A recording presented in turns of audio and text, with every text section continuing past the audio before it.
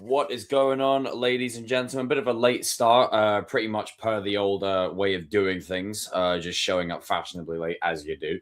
You're probably wondering, well, what I'm going to be, well, I was going to say, what am I going to be talking about? It's literally the subject title of the stream.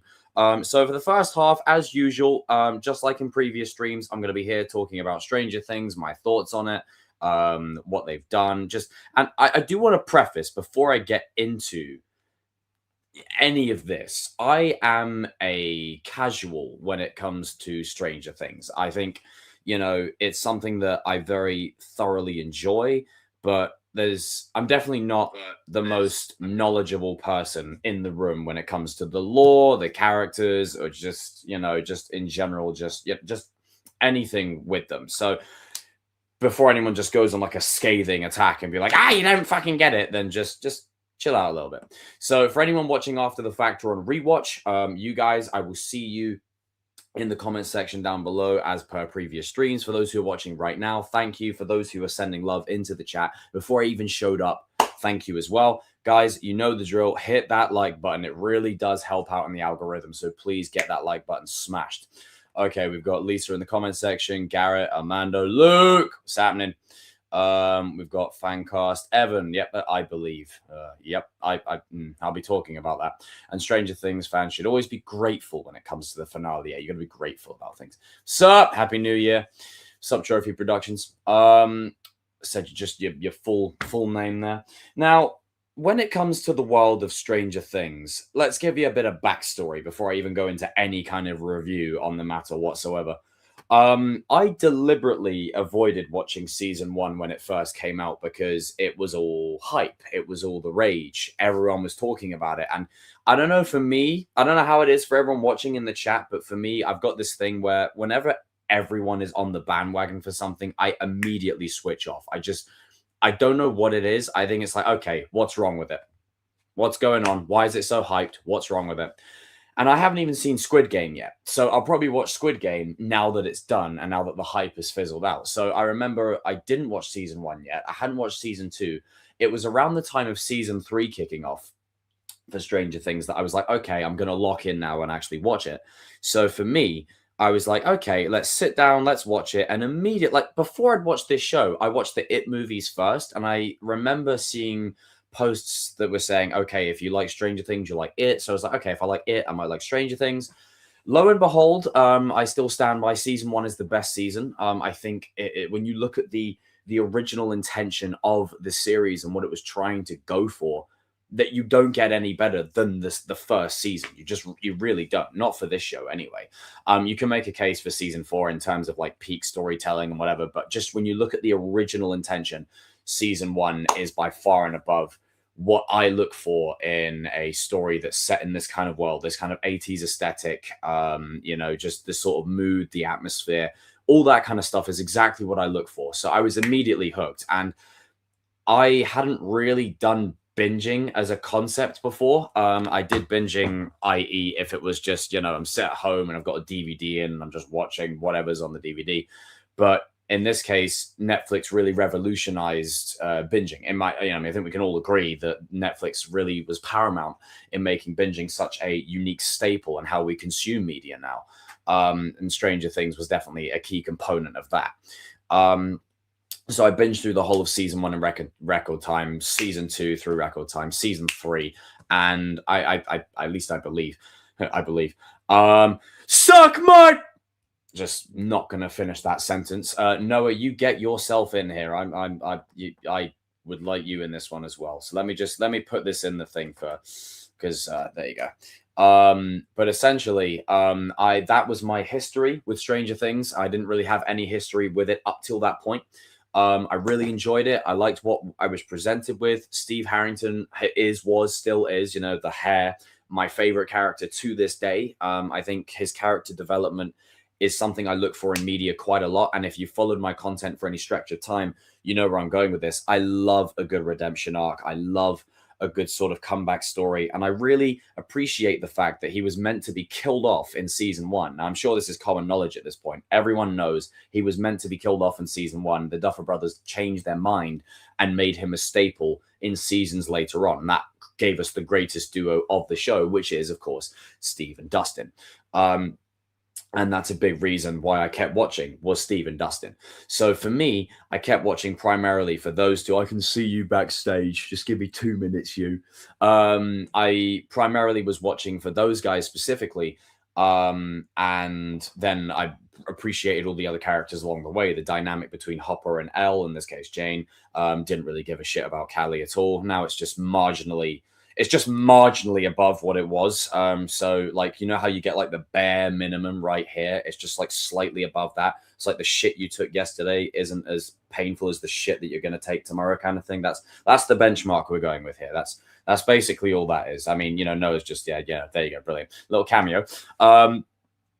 I'll bring you in at the right time. But I do appreciate the sort of side redemption that they gave her. I think, it was good for what it was. I think Volume 2 could have earned it better. But in just the concept of the finale, I really appreciated it.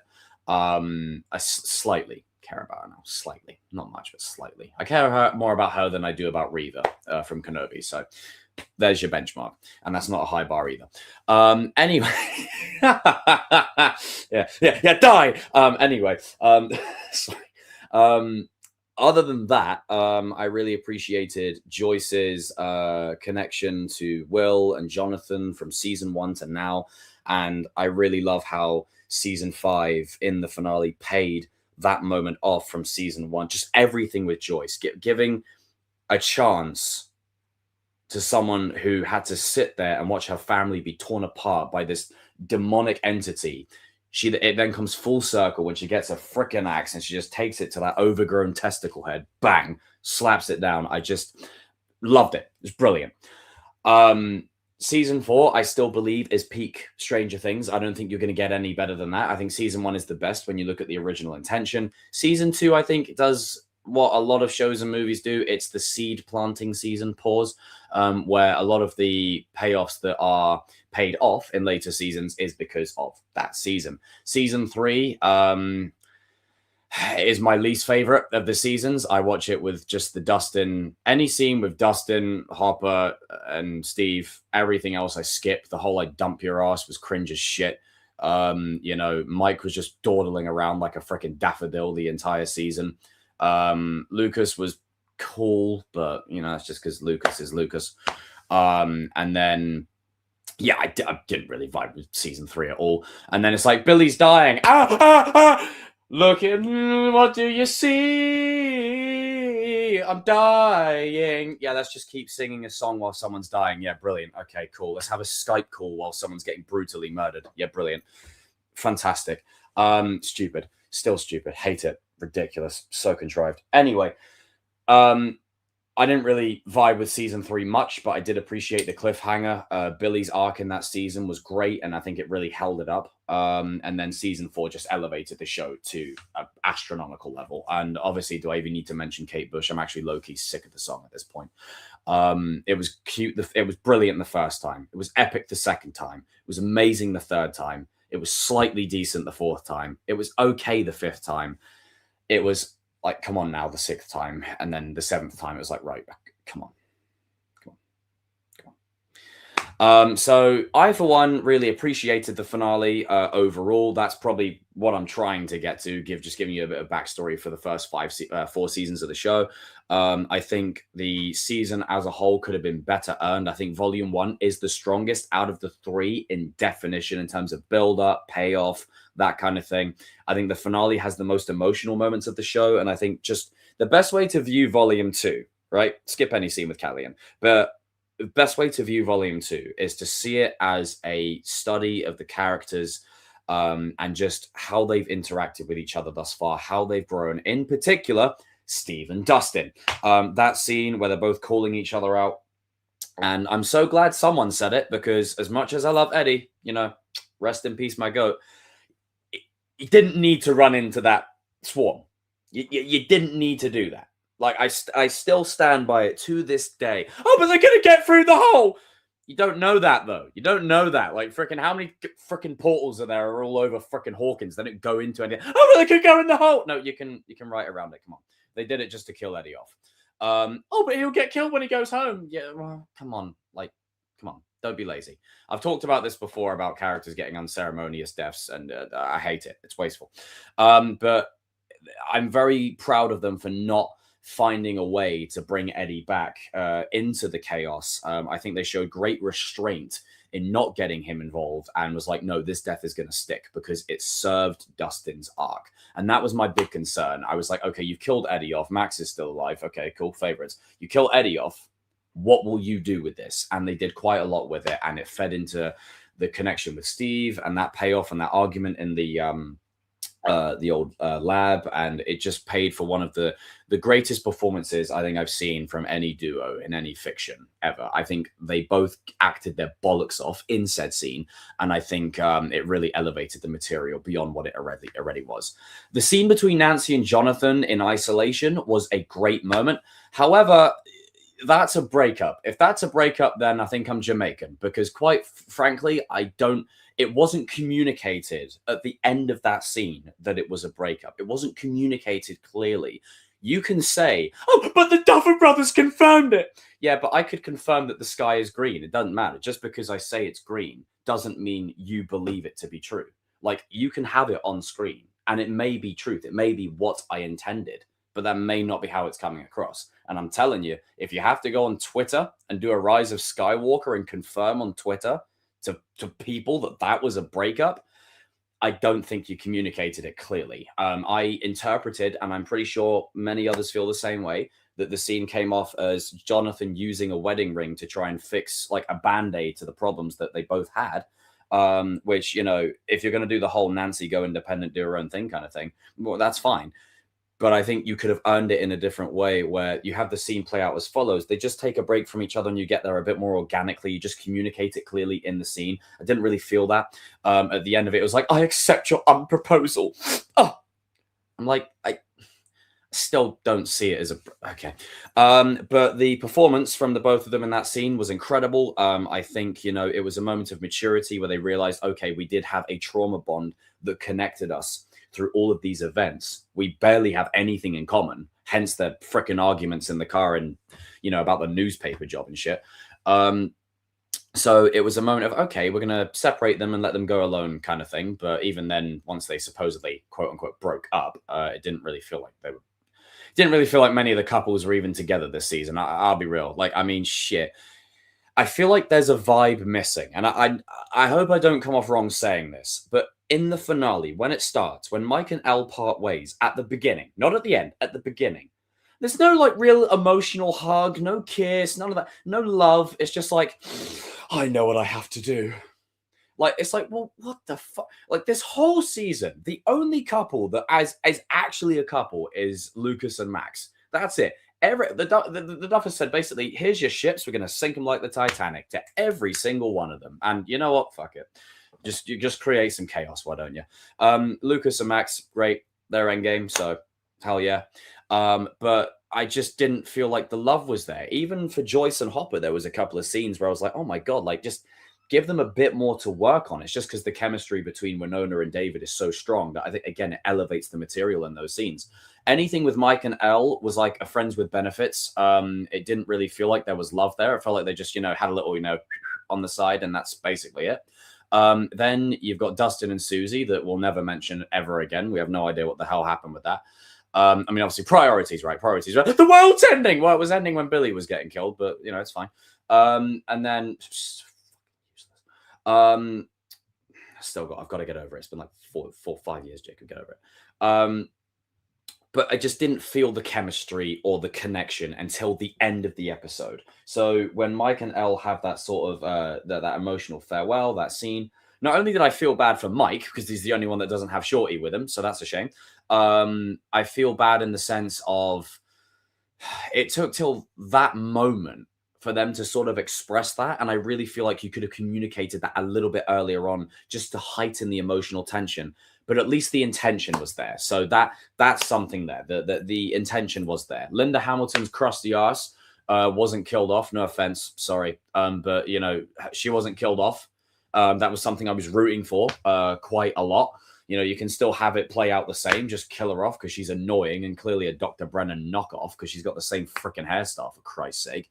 She's basically doing, a Dr. Brenner fan, I will cosplay as Dr. Brenner.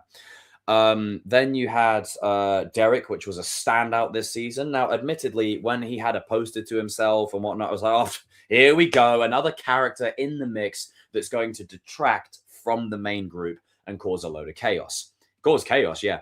But I really appreciated how they used him, and I really grew to like the character of Derek as it went along. He's got some great moments this season, and I think if the show is resumed in any way, shape, or form, he's definitely a person that people would love to see come back.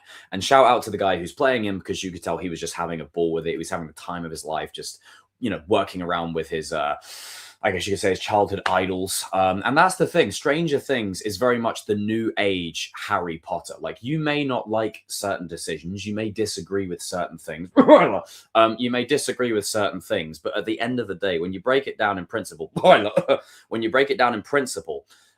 it is the new age Harry Potter. Okay. And the Marvel Cinematic Universe, which I'm looking at right now, is the new age Star Wars. It is what it is. So for me, I don't have as much emotional connection to Stranger Things as I do something like Harry Potter, but I can appreciate its impact on the world. It's one of those projects that genuinely has impacted the entire world. It's impacted so many people. And you can't even bring up any kind of conversation about D&D now. And I'm a bit of a normie with that as well. But it's like, whenever you bring up anything to do with that, it's like, oh, just like Will the Sorcerer. Like, it's now ingrained with it. They are now beat for beat. So there's that. I'm sure D&D Uber fans are really happy about that. But I really appreciate its impact that it's left on the pop culture world, just the world in general. And I think, word of mouth, because again, I hadn't watched this show till season 3, so it already made an impact by then anyway. So the impact that was then added on was just strengthened over time. And I think season 4, just that one scene of Max, I think it got a couple of million views within like an hour or two. Like, and I'm not even over exaggerating, it genuinely was just everywhere. All you saw was just Kate Bush on your feed everywhere. Even if you didn't know who Kate Bush was before, boy, do I know now. And boy, don't we, I can't fucking forget it. It's just constantly playing it every 5 fucking seconds. But I really appreciated this finale. And before I bring the boys on, because I think I've basically got to, how you guys think I feel about it. I think episode 4 is the strongest episode this season. I think the build up, the payoff, the moments of conversation between the characters, the Callie reveal in principle, Will using the powers, the characters all being off on like a separate side mission to try and save the day. Just all these little great moments. And I think, it's a testament to the creatives involved. When you have such a big ensemble, you can make it feel like everyone has a moment of payoff. And that's something I can really appreciate. Yeah, no, they're making sure we don't forget about that song. What happened to Dr. Owens? No idea. Got no clue. Lucas and Maxwell, what? Yeah, that was interesting. I'll say less about that. But I really want to just get onto a rant right now, because I haven't been ranting long enough. Let's just get onto a rant. So we live in an age where fandom loves a good toxicity fueled rage fest. Now, do I concede that this season has a lot of problems with it? Oh yes, it does. And everyone's going to go, oh no, it doesn't. It's absolutely fantastic. It's a great season. It's amazing. There's nothing wrong with it. Oh, no, yes, there is. There's a lot of issues with this season. There's a fuck ton. There's actors who look like they're phoning their performance in. There's fucking dialogue issues. The romance is not there. There's moments that are unearned. There's moments that are rushed. But by and large, there's worse problems to have towards the end game of said event. And I really feel like, and I can see you guys backstage, I'll get you guys in very soon.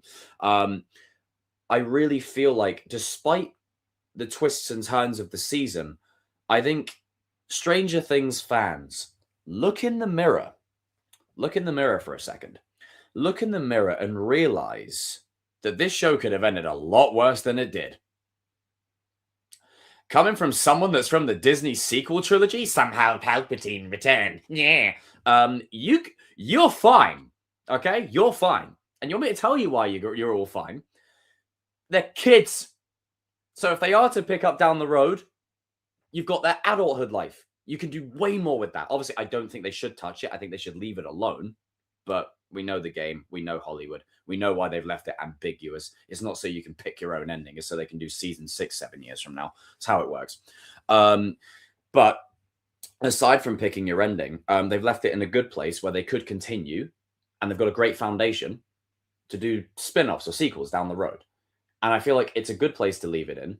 You've still got room to explore with the characters down the road if you did revisit them, as long as you had the right people behind the vision, right people at the helm.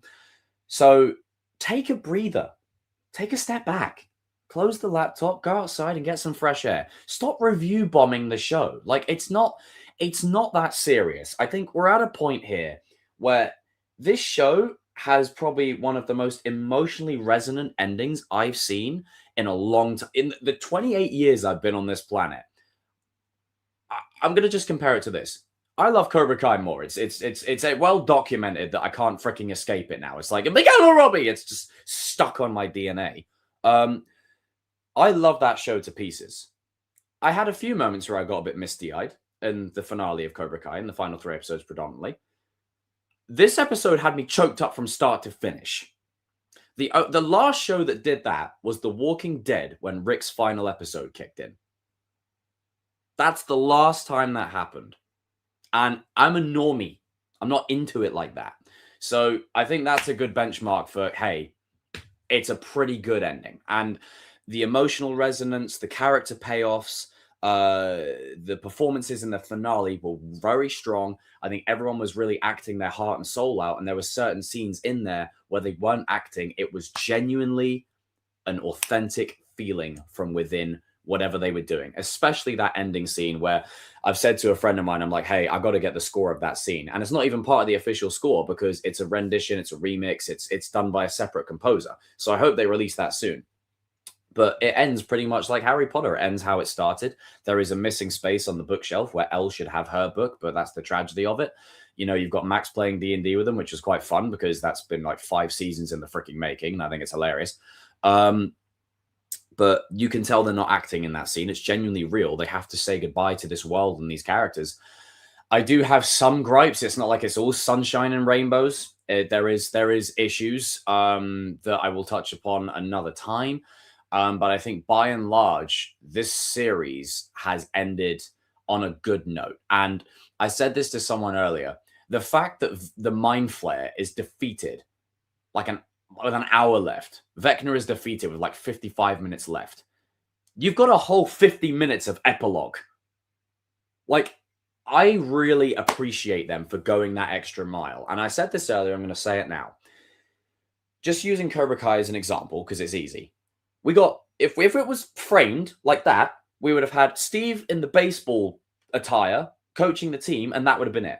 You got that. You got him and Dustin reuniting in the epilogue, and you got him having a farewell talk with his 3 friends.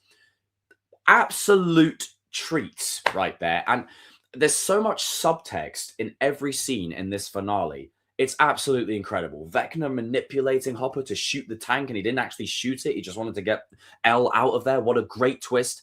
And I tell you what, there was a part of me that would have really respected, I wouldn't have liked it, but I would have respected the balls to have Hopper be the one that accidentally kills her, and it's a race against time. That would have been crazy. Could you imagine the meltdown if that was actually... yeah, Jesus, that would have been chaos. Thank God it didn't happen, though. But I respected the twist. The twist was great. And I've always said that when you can make a person feel like there is actual stakes and danger, you've done a good job. On top of that, I really appreciated the finale farewell between Jonathan, Steve, Nancy, and Robin. Even though they say, oh, yeah, we're going to meet at this place and, you know, we're going to do this thing.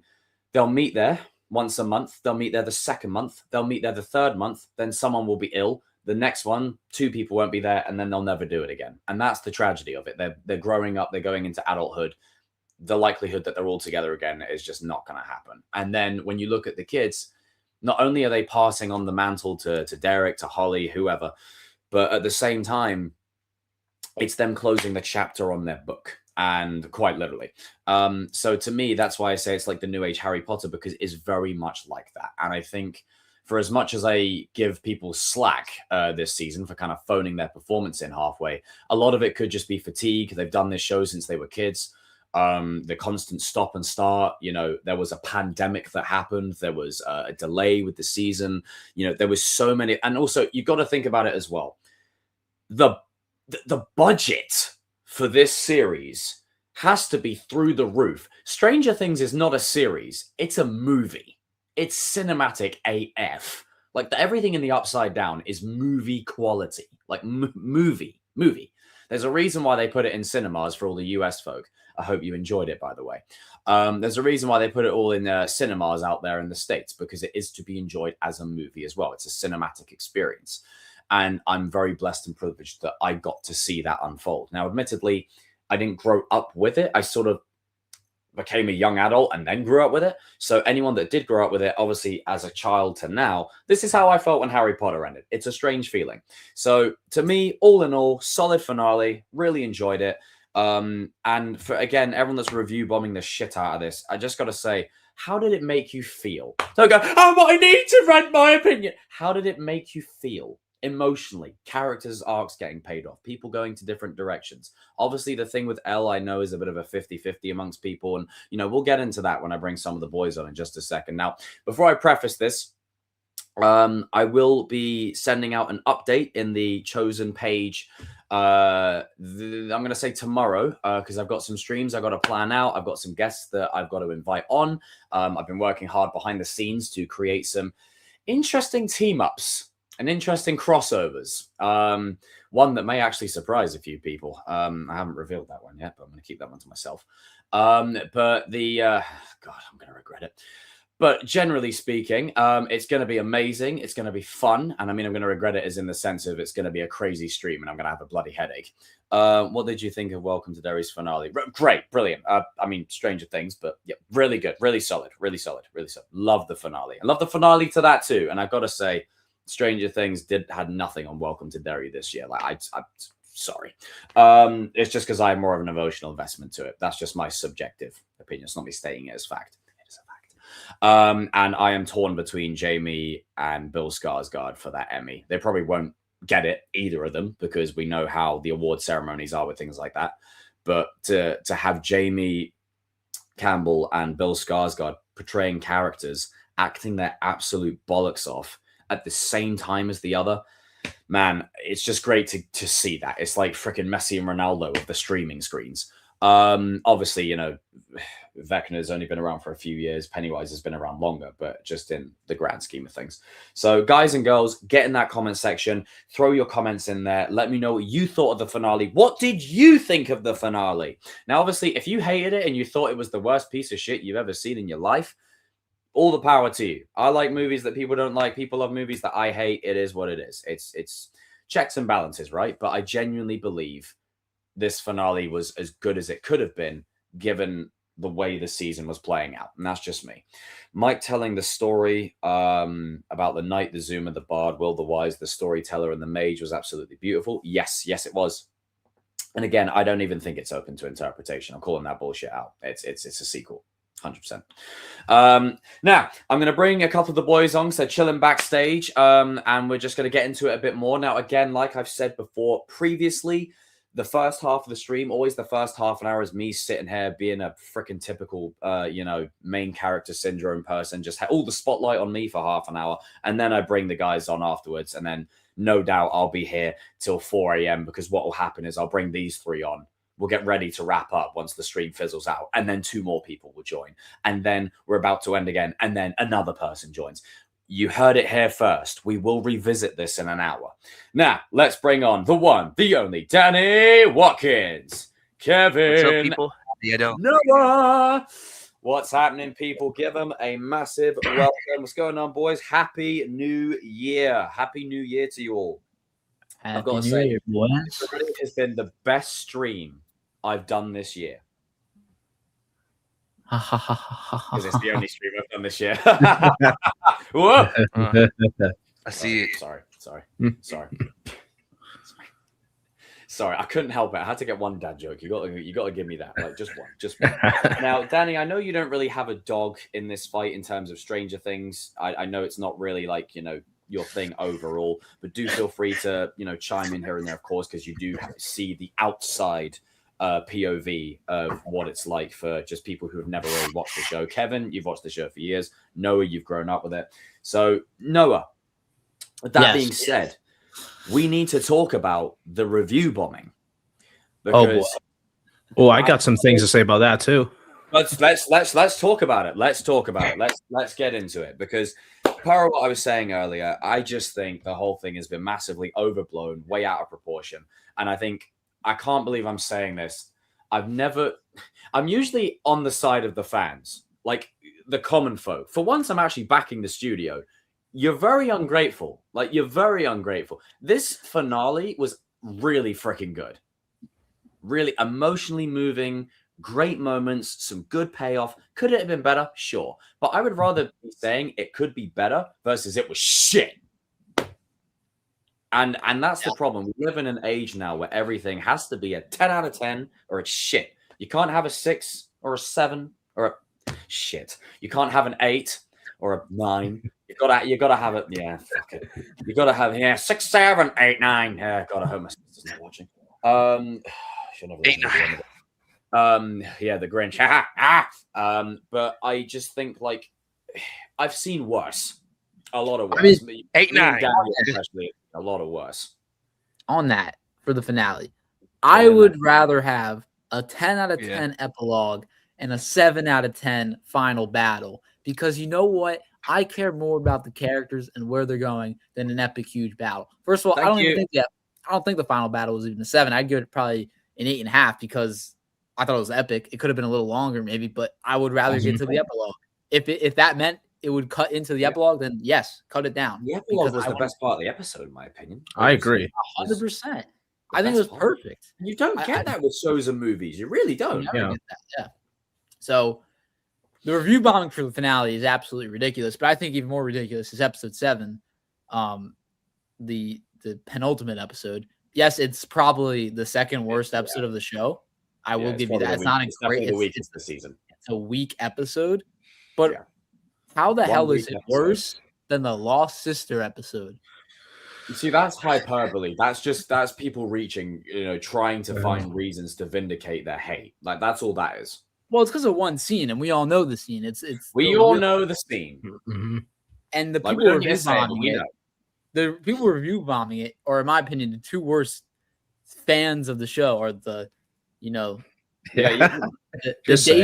dated people and then the Byler people, because they both didn't get what they wanted. And they took it all out on that episode and the whole season. And that's ridiculous. Man, it's fucking shit. Then don't watch it. Sorry. Because you didn't get what you want doesn't mean the whole season, the whole episode is bad. I mean, I didn't get what I wanted at all, but I enjoyed it for what it was. Yeah. So no, but that's it.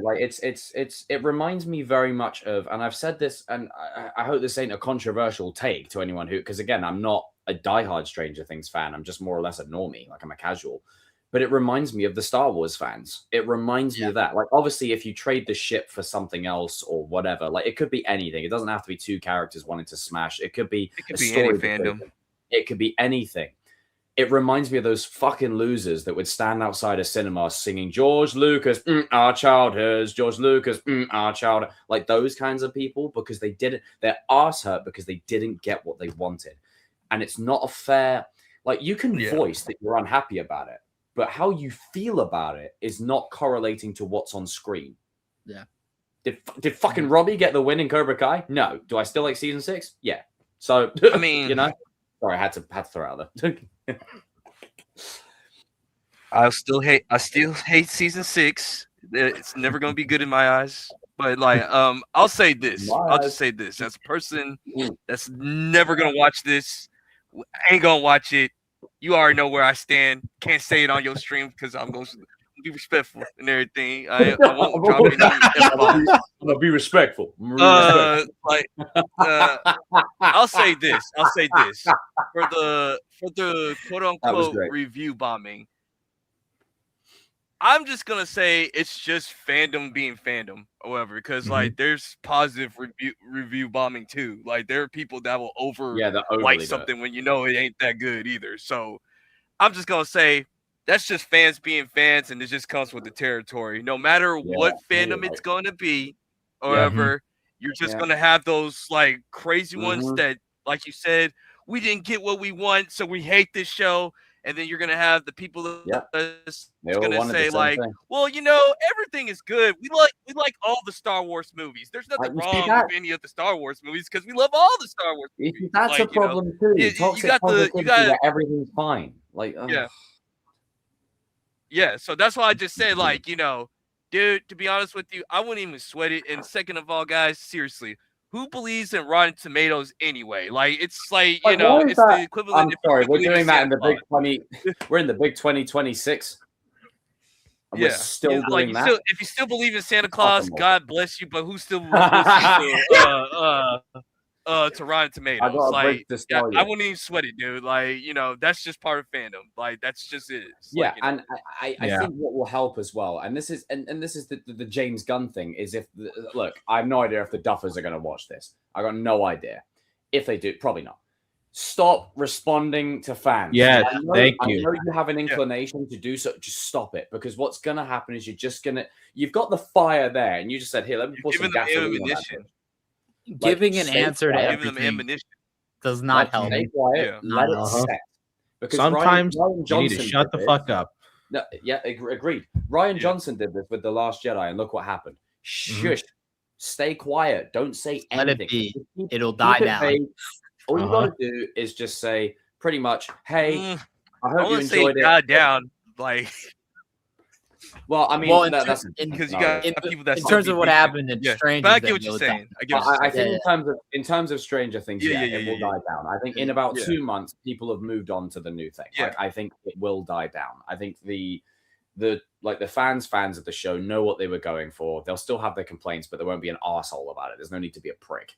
You know, so I think give it a couple of months, it will die down. And for the people that are giving them shit, I also say give them a freaking break. They've been working on this show for 10 years. 10 years. That's a massive investment. And think about it. Season 1, correct me if I'm wrong, it was meant to be a one and done. There was never meant to be any more seasons.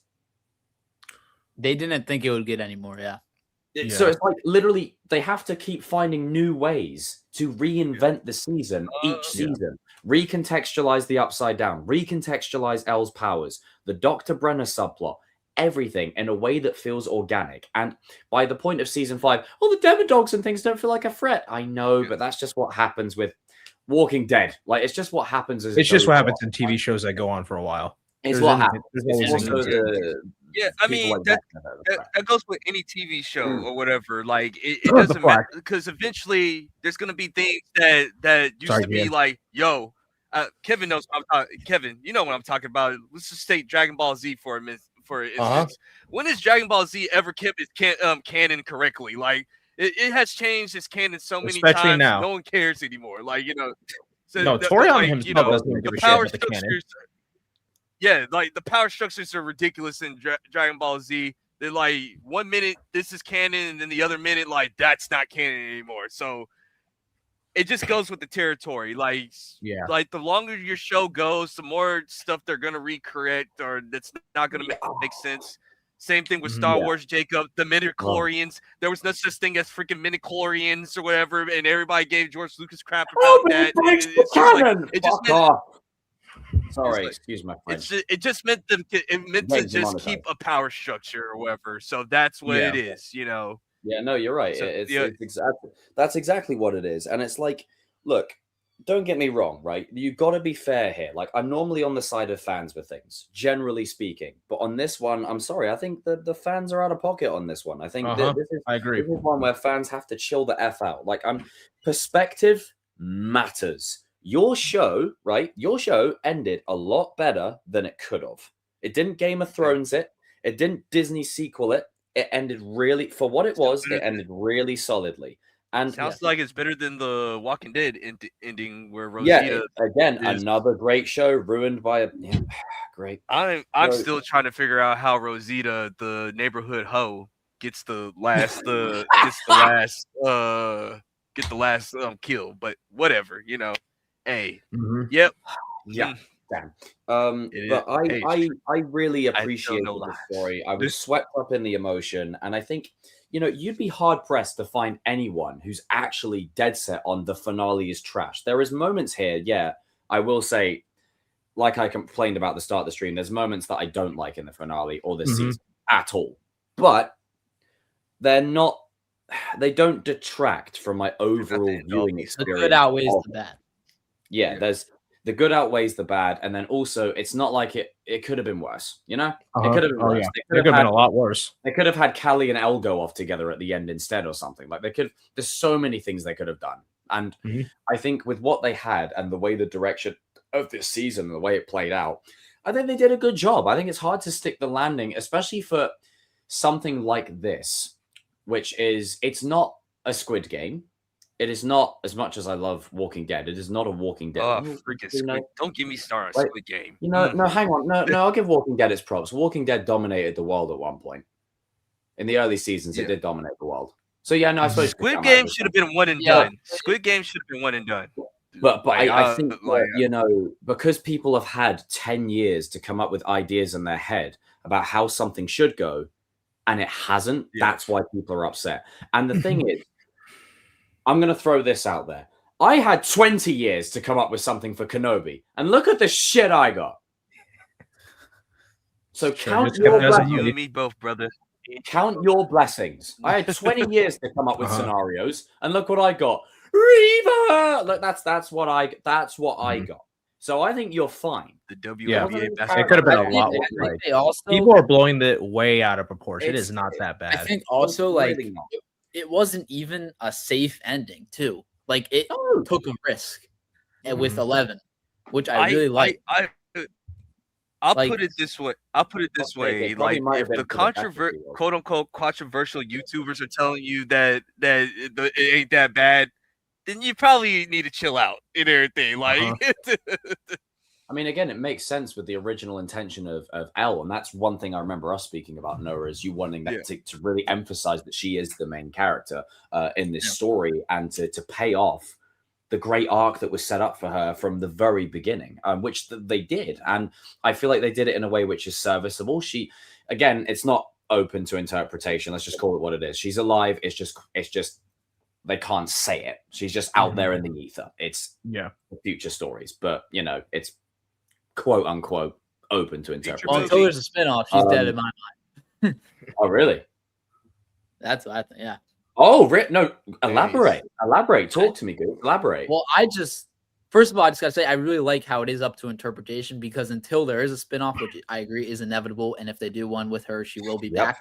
Until that happens, in my mind, I don't believe. Not because I hate 11 or anything. I don't at all. I really like her character. But I think if you keep her around, you still keep the Upside Down around. It's very much like, this is a very weird comparison, but it's like E.T., It's like the end of that movie. You're going to say it's like it. No. Not like it. It's like E.T. It's like at the end of that movie, you got to go. Because you can't have that element anymore. No matter how much, she deserves a good ending, it's just not in her cards. And I respect the Duffers for realizing that. If you keep her around, is it really realistic for this stuff to not keep going? No. Because she's a key part of all the chaos that happened. Not her fault, but valid. If you keep the fuck happened there? Sorry, what? I love it when there's an awkward silence. I thought Danny was Oh no! Go ahead, finish up. Great. I was gonna say something about Sorry. Oh, okay. Wow. Okay.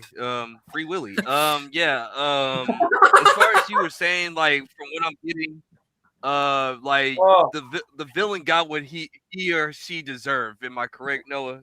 Or ever? The villain? Yeah. Oh yeah. By and large, yeah. Okay. So we're in this age, and you know where I'm going with this, Jacob. We're in this age where we gotta have the villain has to be sympathetic. We gotta understand the villain. God. No, We just need to go back to I need to do a we need to video go back about to this. old school story. Yeah, we got to go back to old school storytelling Yes, of we do. listen, We the do. dude or the girl is evil. All right, we don't need to know like about No. their past or Thank why you. their Right. motivations. They're just Not bad, everybody okay? needs to be a Zuko type character, okay? Exactly. Here's the thing. You guys know I love anti-heroes. I love redemption characters. I love characters that are rogue and they do the right thing in the end. I love those characters, except Reva and Callie, but I love those characters generally speaking, okay? Yeah. The problem is the reason why they're so good is they're used in moderation. Yeah. It's not everyone. Not some. We need to normalize shame. Firstly, we need to normalize shame on you, not you. But we need to go back to having some really, not necessarily, how do I put it? Not black and white villains in the sense of they're just bad because bad is bad, but they need to be assholes. It's like I really appreciated that Henry chose to stay with him. Yeah. I was like, you know what? I respect this decision. I think it shows real bollocks to go, you know what? Fuck yeah. Well, I mean, no, but fuck yeah, I'm staying. And again, that's the tragedy that, it got to that point where he made that decision himself. I agree. But I think it's so much more powerful than having him just all of a sudden having a change of heart. It's a spit in the face to Eddie. It's a spit in the face to Bob, Will, to Billy, everyone that's died thus far, when he could just all of a sudden go, you know what, I've had a change of heart now. This is not Ben Solo, okay? This is not Tommy Oliver. This is an arsehole. Like, he has to go. Who killed his whole family. His whole family. Yeah. I'm sorry, even though the play tries to retcon that. I'm sorry. I'm all for giving tragic characters a 180 and whatever, but there's some dark shit in his childhood where he was going to go one way or the other anyway. Yeah. No, I love that too. Everybody wants to be Magneto or everybody wants to be Thanos. It was a fake out too. Like, there's a moment where you're like, oh shit, he's out already. God damn it. And then he's like, no. I need the mind player and it needs me. And I'm not leaving because I feel powerful. It's a different show and a different movie, but just on the sake of example, the show Bad Batch, which is the animated Star Wars show, right? Generally speaking, when the clones turn against the Jedi, there's a chip in their brain when the order happens, where they turn on their Jedi generals. So they're basically sleeper agents. They have no choice. So you assume that the character of Crosshair joins the Empire because of the chip. He doesn't. He actively chooses to. Yeah, he gets his chip removed and still sticks with them anyway. His chip's taken out. So the whole season, you think he's with them because he can't get out and he's trapped and it's his chip. But the plot twist is, at the end of the season, he chose to do it. And I think having that, obviously don't overuse it, but having that moment of where a character chooses to do it can remind you there's some arsehole people out there. Yeah. Not everyone is redemptive, Henry especially. Tragic, yes. Redemptive, no. Yeah. X-Men First Class. That would have been Billy. X-Men First Class. Magneto chose to end up being I like you. I mean, I hate you. You killed my mom, but you're not wrong. So that's why I agree with you. So Magneto chose to be the villain at the end, like you said, or whatever. He knows what he was doing. And the thing is, if you were going to do some kind of redemptive thing, you do a redemption with Billy, a character that is tragic but has those qualities where you could redeem them. You don't do it with Henry. You don't know. You kill him. He's the big bad. You kill him off. You don't redeem him. No, that would be like redeeming Voldemort in Deathly Hallows Part 2. It's like he goes, no! Oh wait, I'm a good guy now. You don't redeem Voldemort. Voldemort doesn't just go, Harry Potter is dead, and I'm a good guy now. That's not how that works. I decide who gets redemption. Sorry. Welcome, RJ. Glad you arrived at the perfect time. We are currently talking about the Henry Creel bit where they basically do the whole, we're going to redeem him, but we don't thing. And he chooses to basically side with the Mind Flayer and all of that stuff. And we're just saying that pretty much it is a great twist. And I respect like, again, you've got to keep it fair here. Like, again, season's been a 50-50, underwhelming moments. Finale, great payoff, great moments across the season. But generally speaking, I appreciate the balls in that decision to not redeem him haphazardly. Like, what are your thoughts? What's RJ the GOAT? What are your thoughts? Come on, RJ, get in there. On the season overall. Just everything. Get in there. We're having a bit of a rally. Just everything. I mean, I think the finale was when it was. What was it like seeing it on the? Oh, dude, that experience was amazing. Yeah, no, I bet it was great. Yeah, this is why. Yeah, that was theaters are important. You know, you have the floor. Fuck it, go on. That was like watching an MCU movie when in its heyday. There was people dressed up like Demogorgons. That was pretty cool. Took over the stream. But man, I would have punched one of them. I'm not gonna lie. It took a while for it to start. They were playing like 20 freaking trailers. I don't know if that was for you though, but by the time it starts, then you get 5 Stranger Things ads. Then like 7 trailers. You've got a problem there. If you're watching all these adverts, I could just say, "Hey, look at Steve about to fall to his death." But it felt normal than watching. Like it felt like longer waiting for a film to start than going to a normal like screening of a film. Cinematic event, baby. But it was so like the theater was packed. It was. I love that experience. But I gotta say, like I liked. The finale was like emotional, you know. When it ended, it really hit me that like it's an end of an era. It is like 2016 to like 2026 and what like that was like you had Cobra Kai, Stranger Things, and then you had The Boys is gonna depending on where you put The Boys, but like that's gonna end. But I think. Talking to Noah, like I think you said it, like we're not gonna get like a show like Stranger Things for a while. We're not gonna know it when we do get a show like it, but I think Welcome to Derry kind of replaced that when it comes back. I mean, it's too still I think that's an anthology. I'm not counting. But also that it's a very like specific audience. Like kids can't watch that. I think it will fill the void, and I think it is a great show going forward. Yeah, for sure. And I do think it was better than Stranger Things. Obviously, it's again there are their own shows, but like just in terms of the popularity of Stranger Things. I think Welcome to Derry will get more popular as it goes along, massively. Like the viewing figures.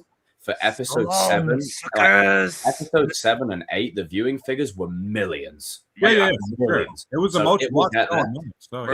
Episode 7 had me scared, bro.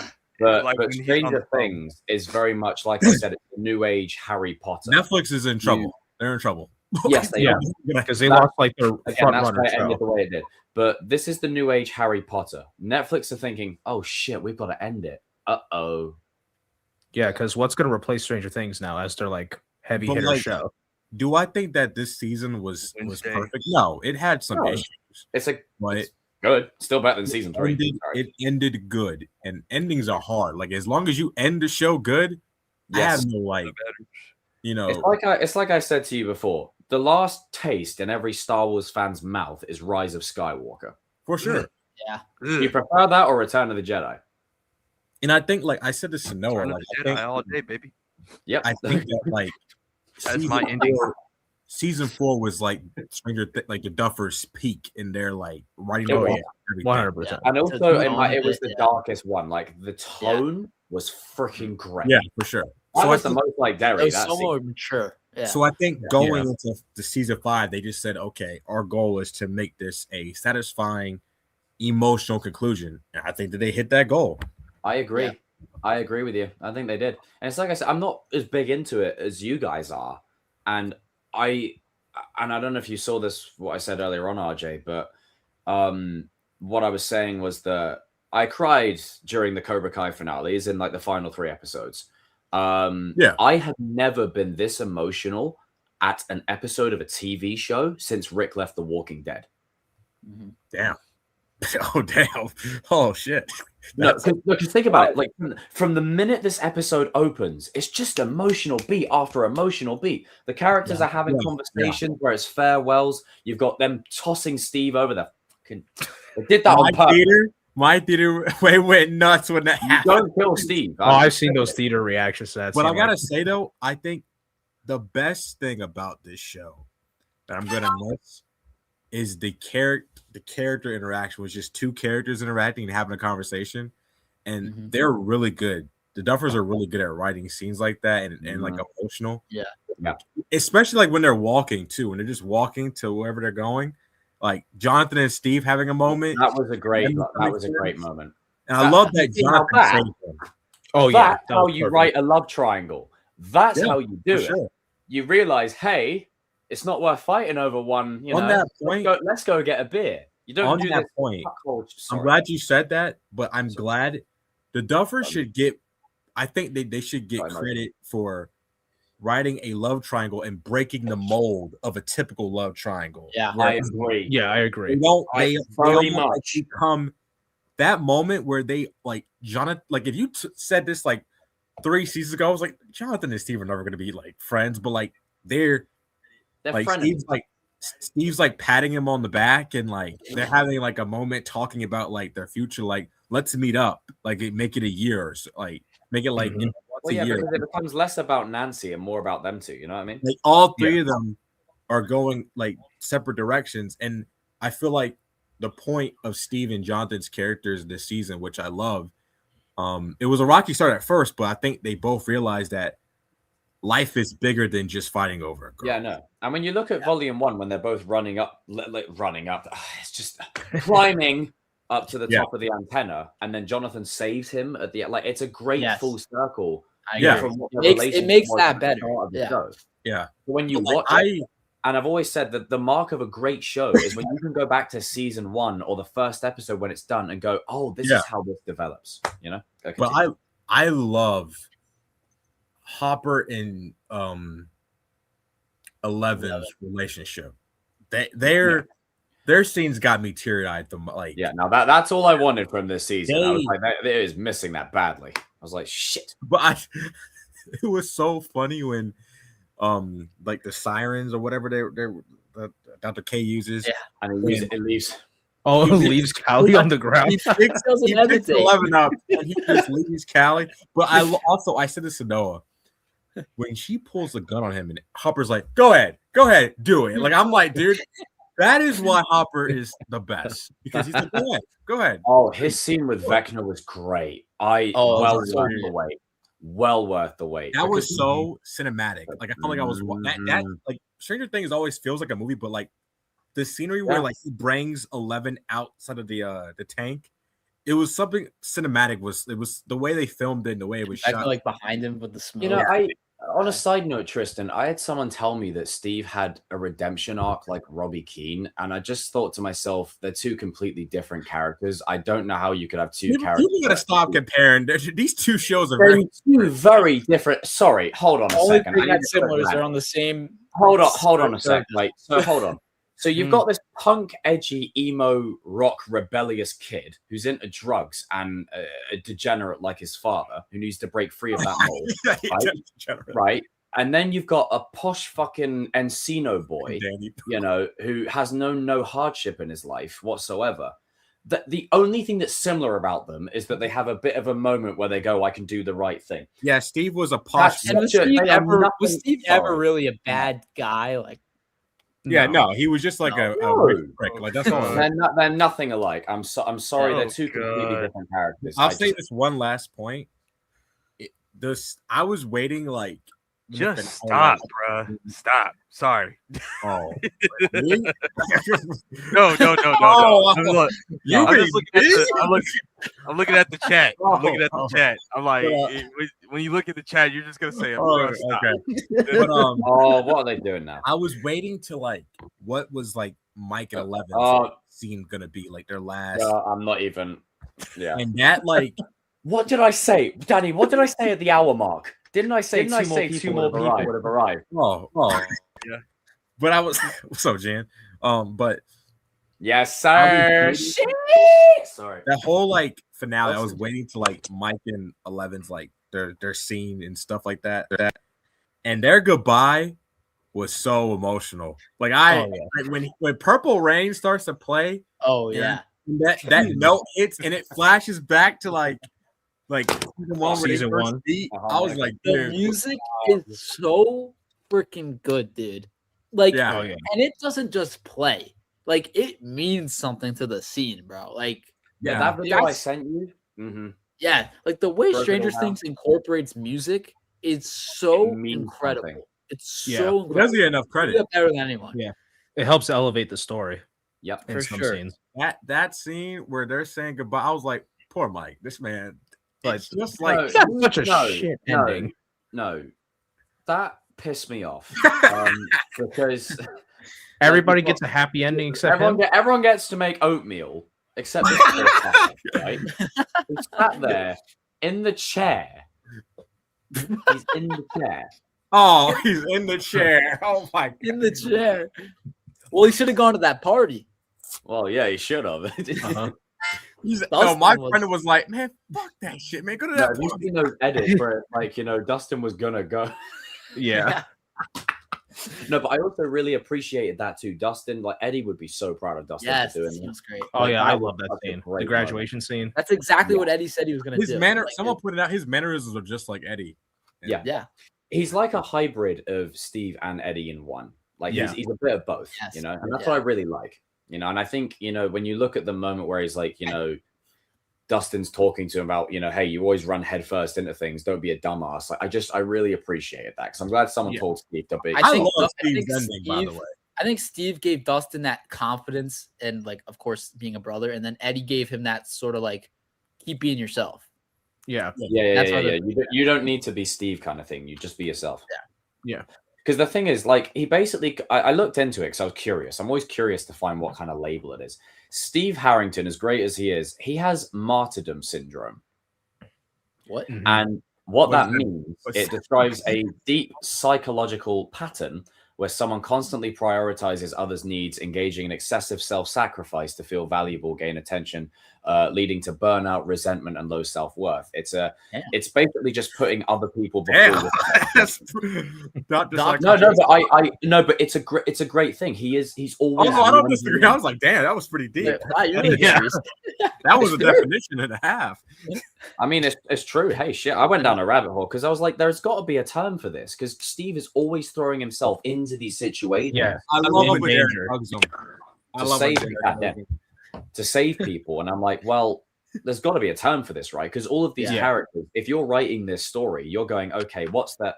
The fuck? What's their, what in the vector? What's the crutch for these characters? What's the crippling thing? And when you Yeah. look at Steve, it's like when we watched Volume 1 and Volume 2, I was like, Steve has no emotional weight in this. He doesn't. Like, all he has is his connection to Dustin. He doesn't have really a dog in the, like a demidog, sorry, a dog in the fight. Like, he doesn't have one. So Yeah. what's it? So what is it? So when Dustin calls him out on it, it's like, dude, if you keep trying to kill yourself, I've got to go through the trauma of losing a friend again. All over That again. broke me. I like that scene You're where he begged different. him not to Like jump. Eddie is something, but if I lose you, like the hell, Yeah. I'm glad he called him out on it, and I'm glad, Yeah. vice also, versa, like, Steve called him out. ties back to like season 4 where Eddie and Steve are talking about Dustin and like Dustin. Eddie's like, I'm like one of his. He likes me. He loves you, dude. Like you're like his. Yeah, brother. like, I'm Like, basically his like. Kid There's a, worship, man. it's basically, I don't think Steve realized how much Dustin valued him, even when Eddie told him, until Dustin was crying his eyes out into his He's arms. begging It's him like, not to like. Eddie is basically his homie. That's his best friend. Sorry, Mike and Lucas and everyone, but it's true. You all abandoned him. That's his best friend. You're his hero. His brother, yeah. Mhm. Yeah, like he literally looked up to you for years. Like it's Mhm. back in Chicago, all that kind of thing. So it's just, I think, when they go into that route, that's where the Duffer Brothers exceed a Yeah. lot of other shows. And that's where I know it's a separate show, but I wish Cobra Kai had scenes like that. I agree. When they go in, and they don't pull any punches. And I think as much as I ragged on it in Volume 2, you still could have done something with, Mike and Elle or Mike and Hopper a little bit.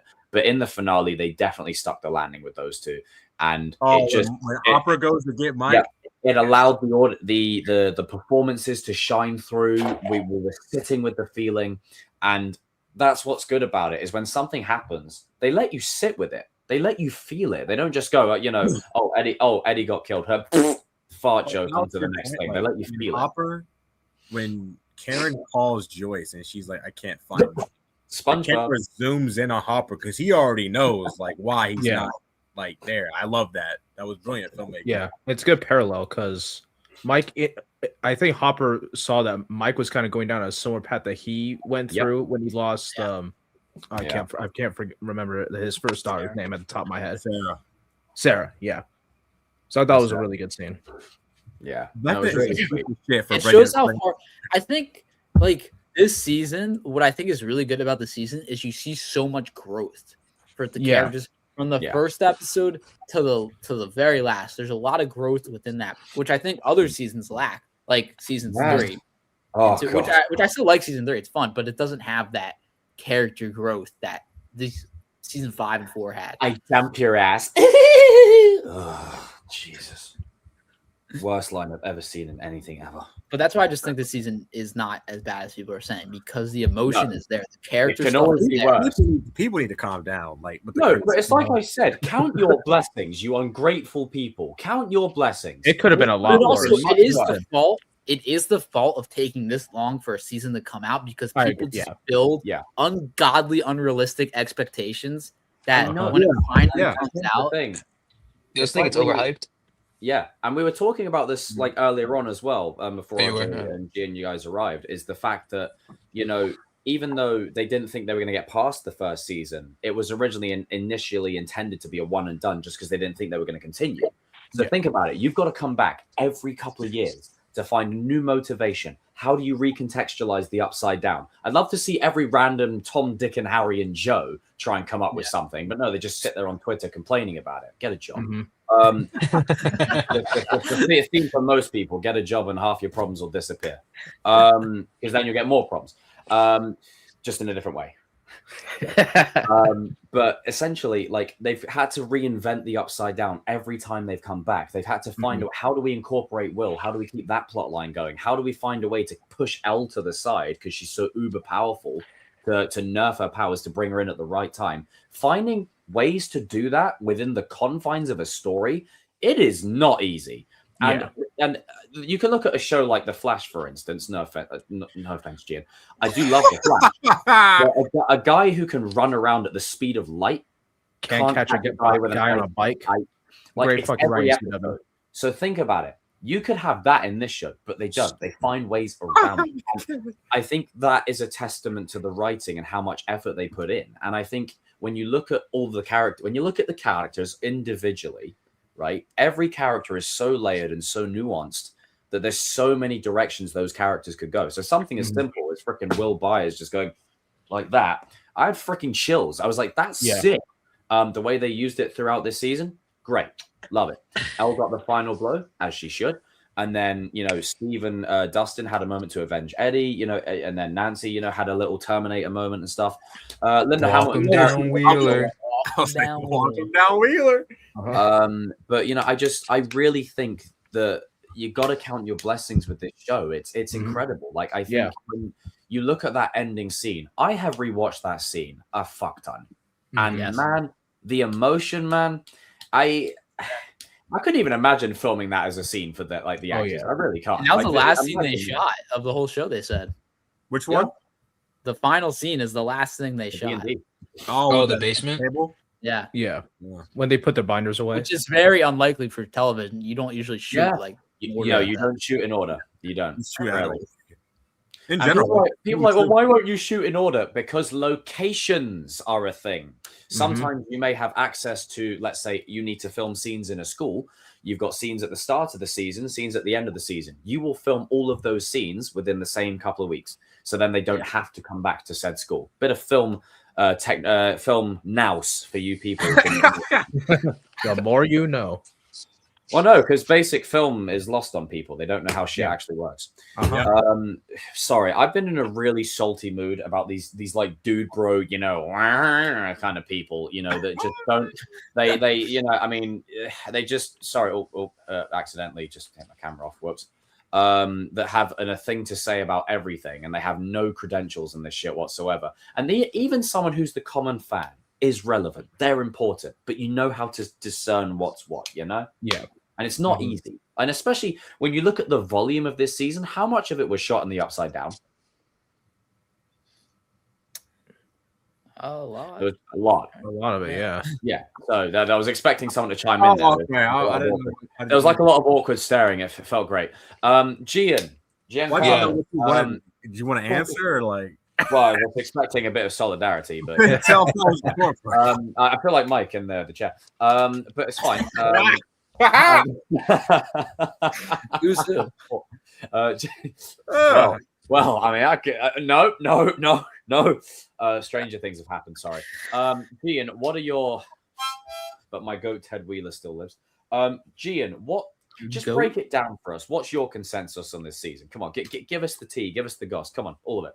That was the most beautiful finale I've ever heard. 5 minutes. That was the most beautiful finale I've ever seen in my life. That's it. Next.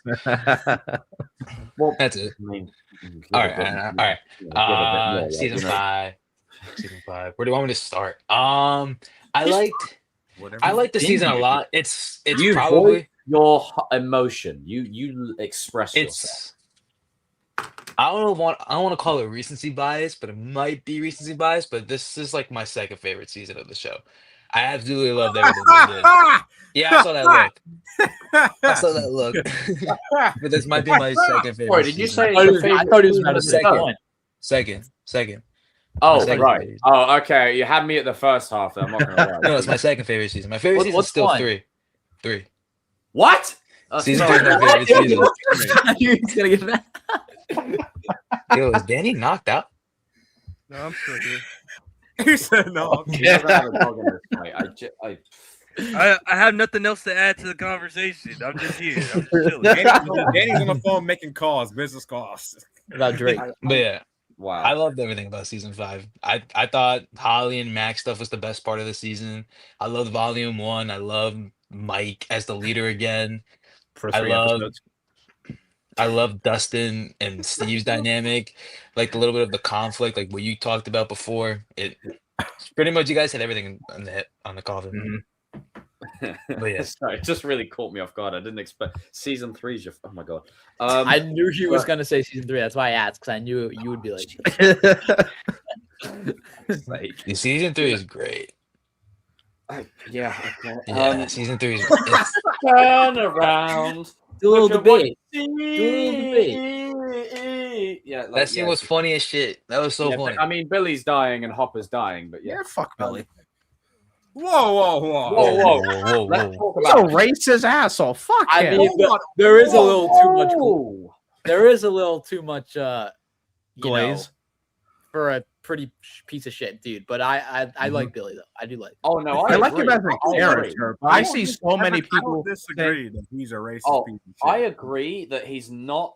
All right, we're going to word this correctly here. I agree that he's an asshole. He is a prick. Yes, he's a prick. But there is a great element to the tragedy of his character in there that I think adds such a great layer to the show. And in my opinion, is one of the most complex side characters of the show for that reason. And I think it adds to his quote unquote redemptive moment. But I would have liked to have seen him potentially. Obviously, if you leave him, let him live, then it takes away the emotion from the scene. But if he did live, it would be interesting to see what his consequences would be after that point. It would be interesting to see how he would adapt to certain things.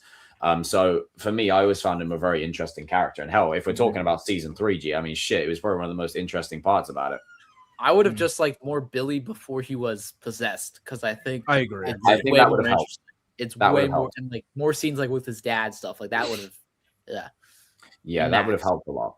I think that's where this show. That's one thing the show does lack. It's stuff to do with like the dads. I can't believe I'm saying that. It's ironic, but Jonathan and his dad, Billy and his dad. That kind of stuff. I think gets glossed over a little bit. Ted Wheeler not so much, but everyone else.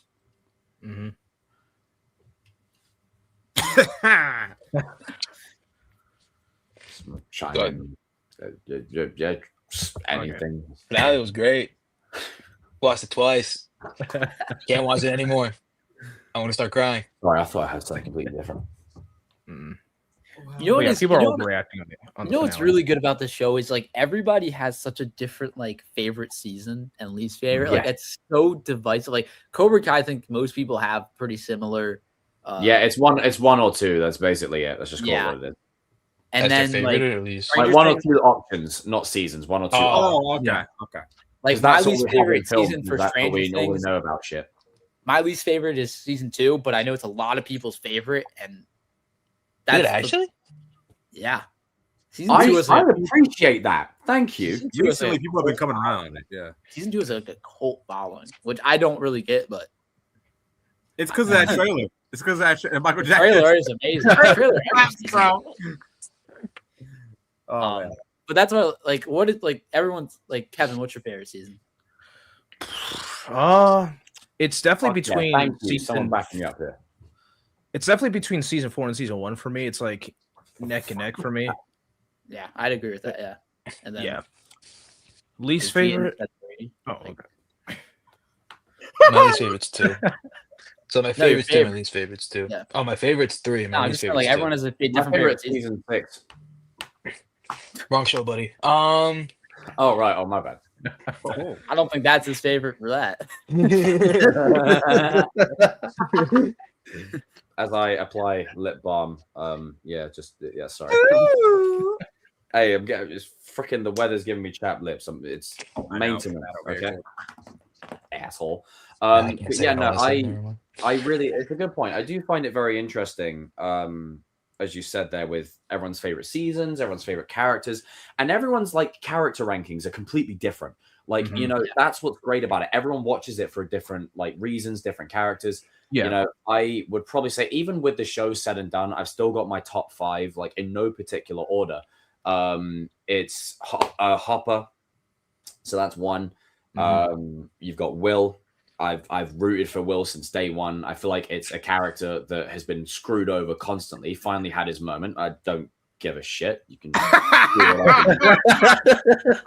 Lucas, because I think Lucas is, in my opinion, the more evolved of the party, because he realized I can do athletics and sport and still be a nerd. Oh, because I can shoot hoops and you can't, you get salty about it. So you're just going to not come to my game? All right, cool. That's the That biggest was so bullshit. messed up. That was No, it was. I'm sorry. There's people out there that are defending Mike and Dustin. Sorry. Hold on a minute. Is this the same Mike? Hold on. Let's go there. Is this the same Mike that Who wouldn't said- he wouldn't play D&D with Will the season prior at all, and then immediately he's a big D&D guy the minute Will moves away, and the minute Lucas is on the basketball team.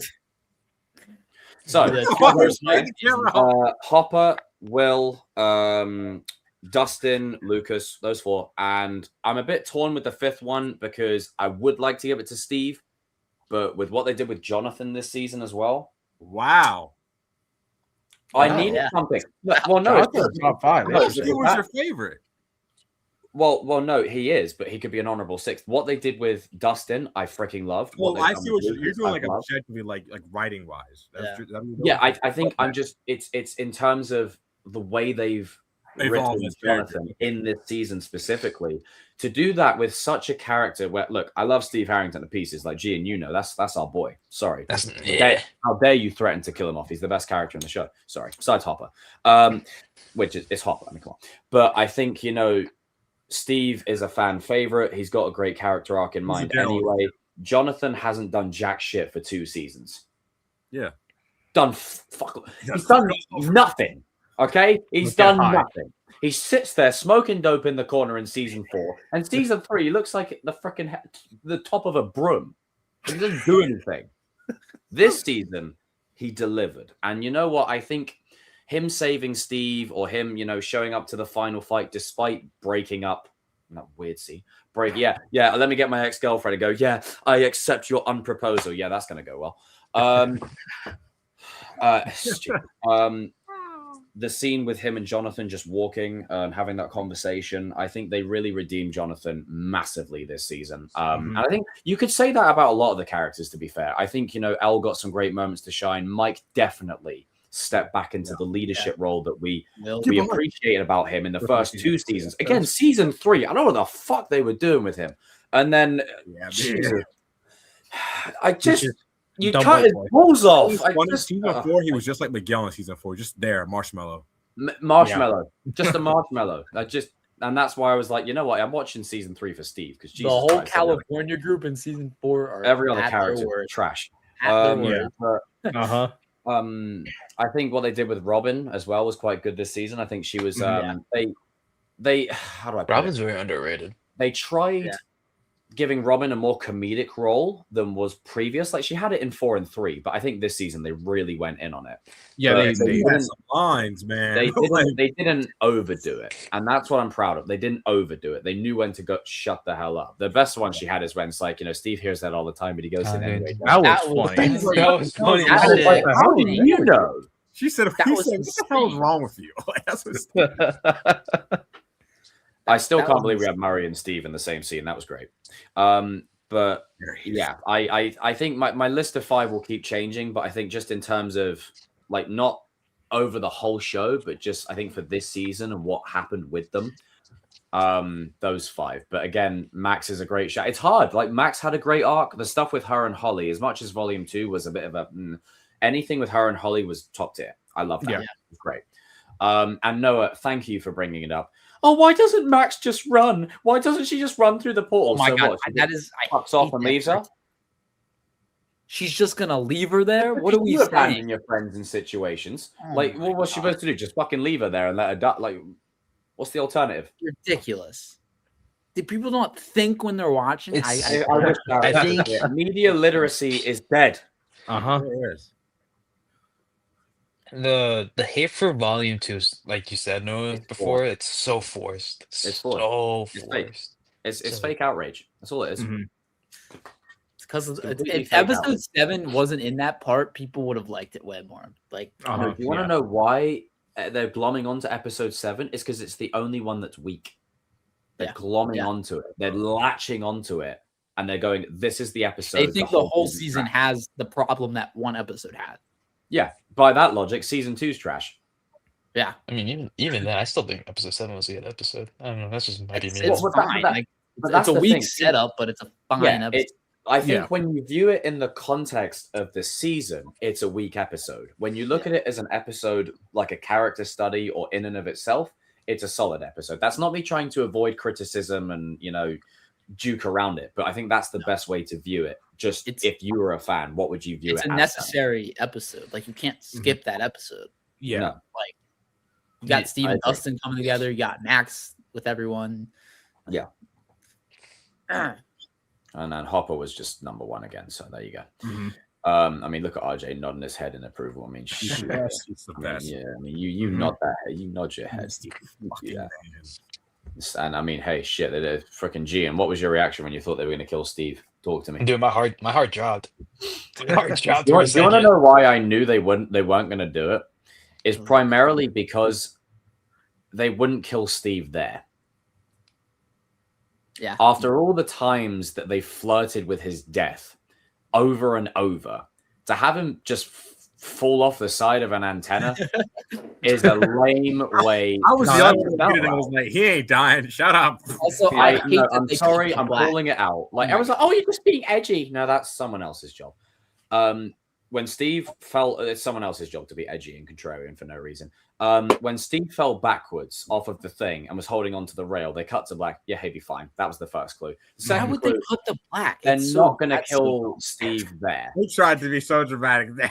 Yeah, that takes away everything. It's like I'd rather believe he's going to die for a split second than 5 seconds of like, all right, get to it. If you were to send Robin over that, or Joyce, or maybe Mike, I might have believed it slightly.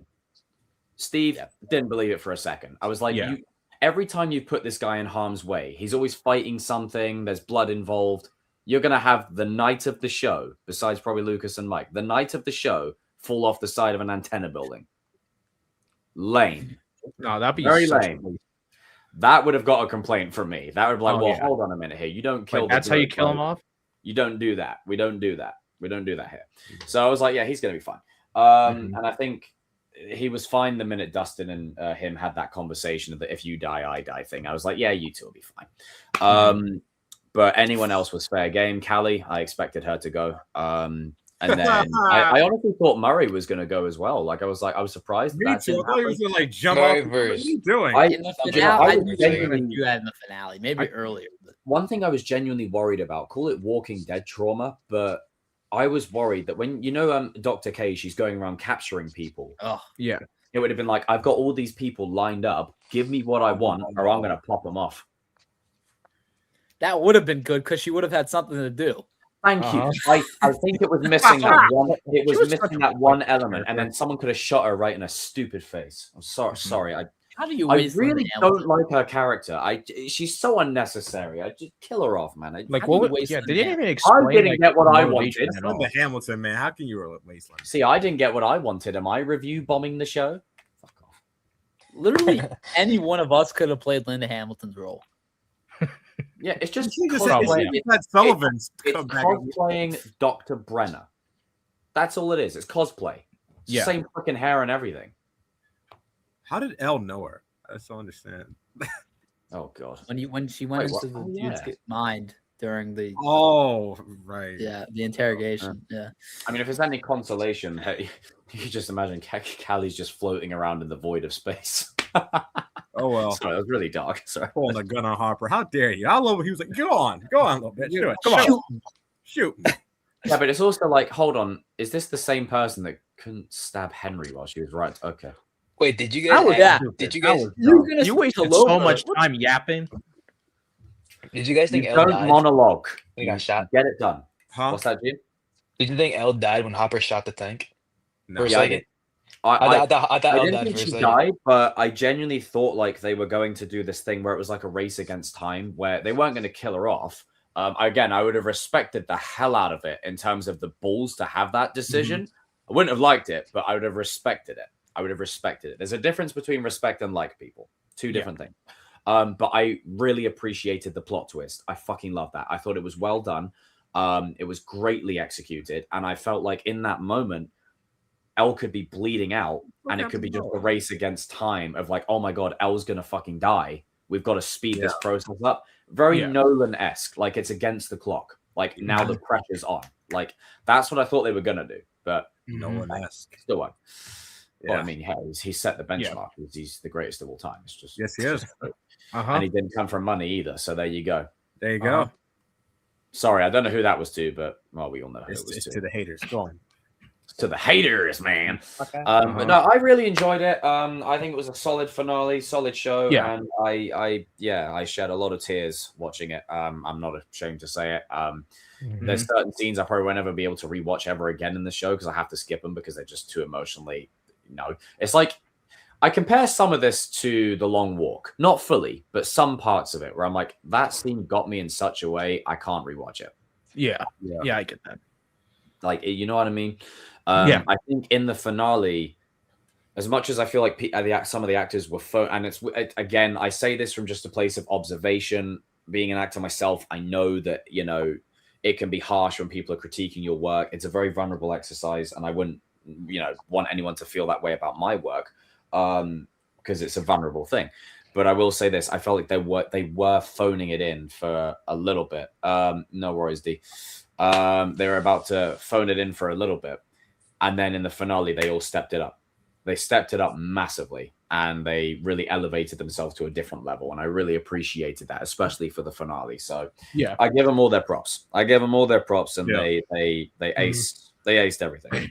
So, Yeah, I enjoy the finale. Like you guys, I have my issues here and there, but I thoroughly enjoyed it. People that are bagging on it are overreacting, and I've seen bad television. That was not a bad finale. You want to go watch a bad TV finale? Go watch Umbrella Academy.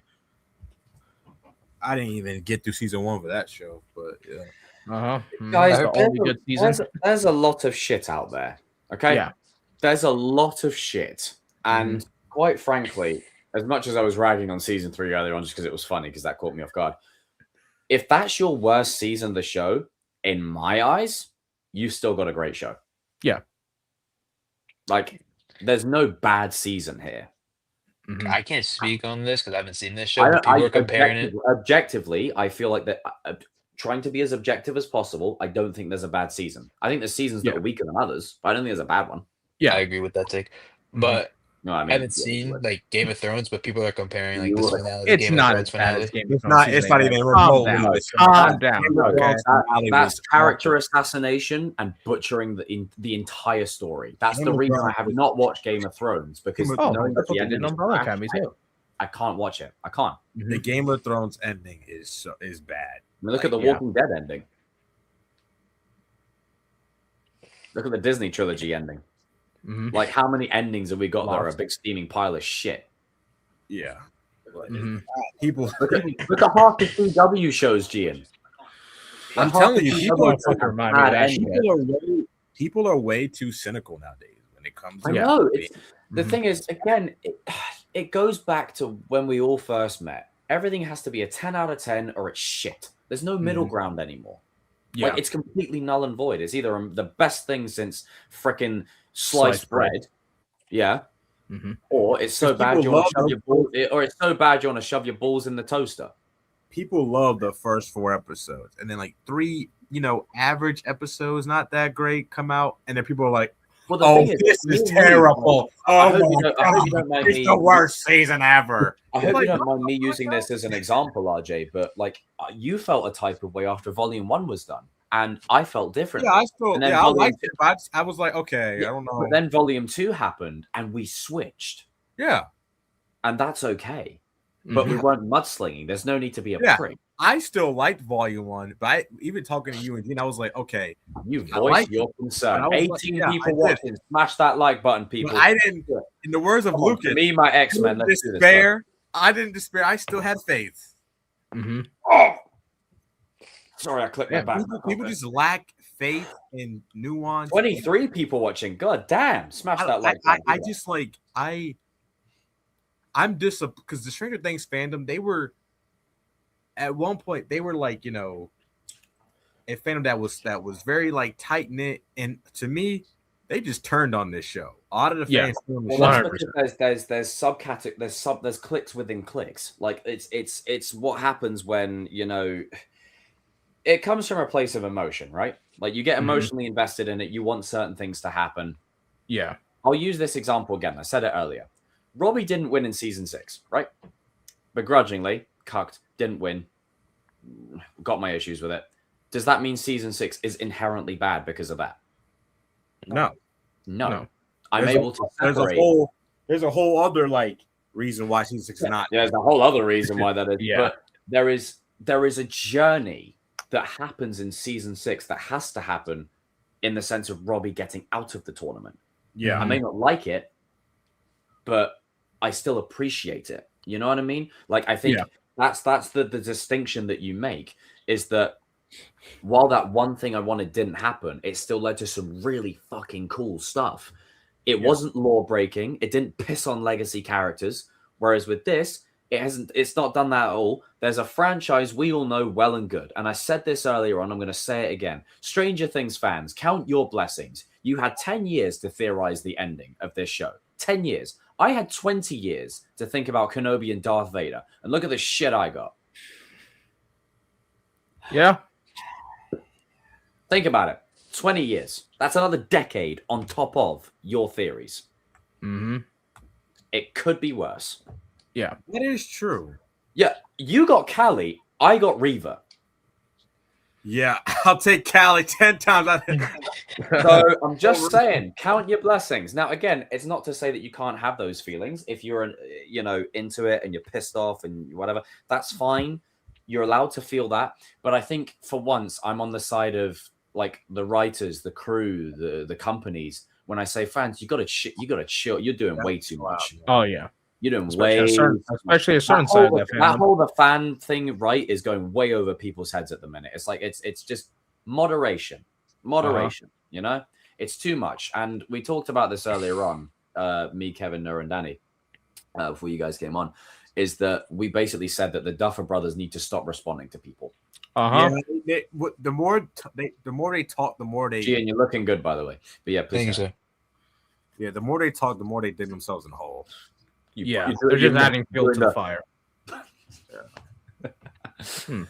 But it's like the thing is, look, and I get it. Like it comes from a place of emotion, right? Like you emotionally want these characters to end up in a certain way, or you want it to end a certain way, and you don't get it. I understand it. I very much get it. I've seen 3 of my favorite legacy characters get pissed on repeatedly. Like trust me, it could be way worse. It's not like this season said, you know what? Hey guys, psych! It was all a D&D campaign. They're DH. Could you imagine? That would have been the worst ending. No, imagine this. Let's go a step further. Let's sit in the feeling of this. If you really think you had a bad ending, I'm going to shit all over it. A D&D campaign, they're all de-aged with deep fake technology. That would have been bad. Imagine that as your ending. Nah. Imagine that. If I want to watch a show with no fucking payoff, I go watch Lost. living up to the title of the show. The writers were lost in the writer's room. So to me, I'm not trying to invalidate anyone, but I think the online community, you just gotta chill. Come on. It's like, There's a difference between having actual film critiques and criticism than just shitting on something because you didn't get what you want. Yes. Yeah. Because Just I say think that. Just say that. Don't concoct some bullshit. You know, like I think a lot of the fans are upset because certain things didn't happen, and they're going. Not even just that. I know you're talking about Kevin, but it's not even just that. But it's like other stuff that they wanted to happen. Yeah, I agree. It's because I agree. It's like when. How could you hate that emotional ending? Like I can't. Other than like if they give me that, I can't really like. I'll let Gian jump in just a second because I know you're about to say something, but. Think about it like this. They defeat the Mind Flayer again and Vecna, and you still have 15 minutes of epilogue. What show or movie? A lot of shows don't do that nowadays. Epilogue. Think about it. How did Cobra Kai end? You had one shot of all the characters in college or a thing, and that's it. Think of Steve. Steve is the baseball coach. If it ended like that, that would have been all you got. You then get him hugging Dustin, and they go on a little road trip. You then get him parting ways with Jonathan, Nancy, and Robin. In that great scene that you are getting, look at that, 3 compared to 1. You are getting treated to a good epilogue that shows you they'll be okay. They're living up to whatever they set out for themselves. Steve's finding his new path in life. So's Nancy, especially Jonathan, Robin. They're finding their way. You know, you've got the kids that are now passed on the legacy quite explicitly, but in a good way. They've had one more final campaign. They're closing the door on their childhood. You know, it's literally a metaphor for I'm closing the door on this chapter. That's what it is. You know, it just goes right over people's heads. Like media literacy is just way out the window. You got to choose the epilogue there. I think that epilogue was freaking heartbreaking. Yeah. And beautiful and bittersweet. All of it. Hopper's speech to Mike was, oh my God. I still tear up when I rewatch that epilogue. I think that another thing is like, I think people don't like, you could sometimes it's okay to like, take in we're 4 likes away from 20 people. Smash that like button. Sorry, RJ, I'll shut up now. It's okay to like take in an ending and appreciate it and then criticize later. Like, because that was the mindset I had. That is a cool ass shirt. I don't know what you're doing. Ooh, I like that. Right. Sorry. I just thought I did that just to get a validation. Sorry. That's kind of the mindset that I wanted going in. You will see this drip in person, don't worry. Continue. Watching the finale, I was like, okay, I'm going to watch it and then like enjoy it, whatever. I mean, if it's dog shit, unless it's dog shit, and it wasn't dog shit, but like no, it wasn't. It was really fucking. It was. I got what I wanted. It was an emotional ending, and it was good. Yeah. I could critique later. I can like go back. I haven't even rewatched it, but I needed time. I had to. We're watching it back to back, bro. That killed me. Oh yeah, that was. I got more like heartbroken when I watched it the second time with Evan. Evan's reaction to it, like watching it through his eyes, I was man, it really hits you.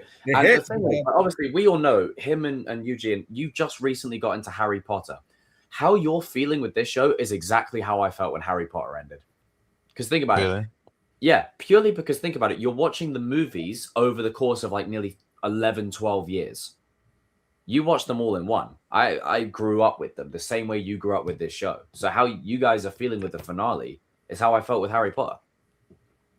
It's a very like, do you know what I mean, RJ and Kevin? Like, it's a very bitter, sweet feeling. It does. The ending is very similar to in like as way as like you grow up with something. It's very similar to Harry Potter.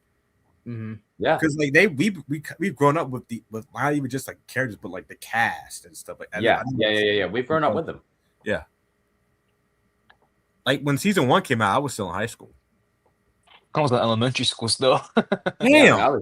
I was in freaking. Oh my god. God, I'm really showing my age now. I was in college over here, not university over there. Like there's a level like over here, like their level below. Okay. And then you go uni. Yeah. So pretty much how it works over here, you got the school system. You stay in school till the age of 16, sorry, and then you get to choose between sixth form or college. You go to either one, and then you go to uni. I'm glad you said Harry Potter because it's the way it does kind of end off like Harry Potter. Yeah, I mean, Will is basically Harry, like more or less.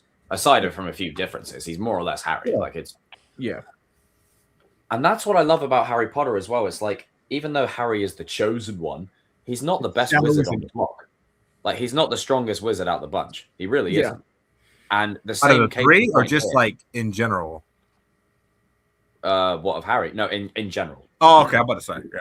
I mean, in terms of the three, I mean, it's not a high bar. They do Ron a disservice, and Hermione's just got a bunch of books and tricks. In terms of magic, like aura, in a duel, Harry clears both of them, right? In a duel, yeah.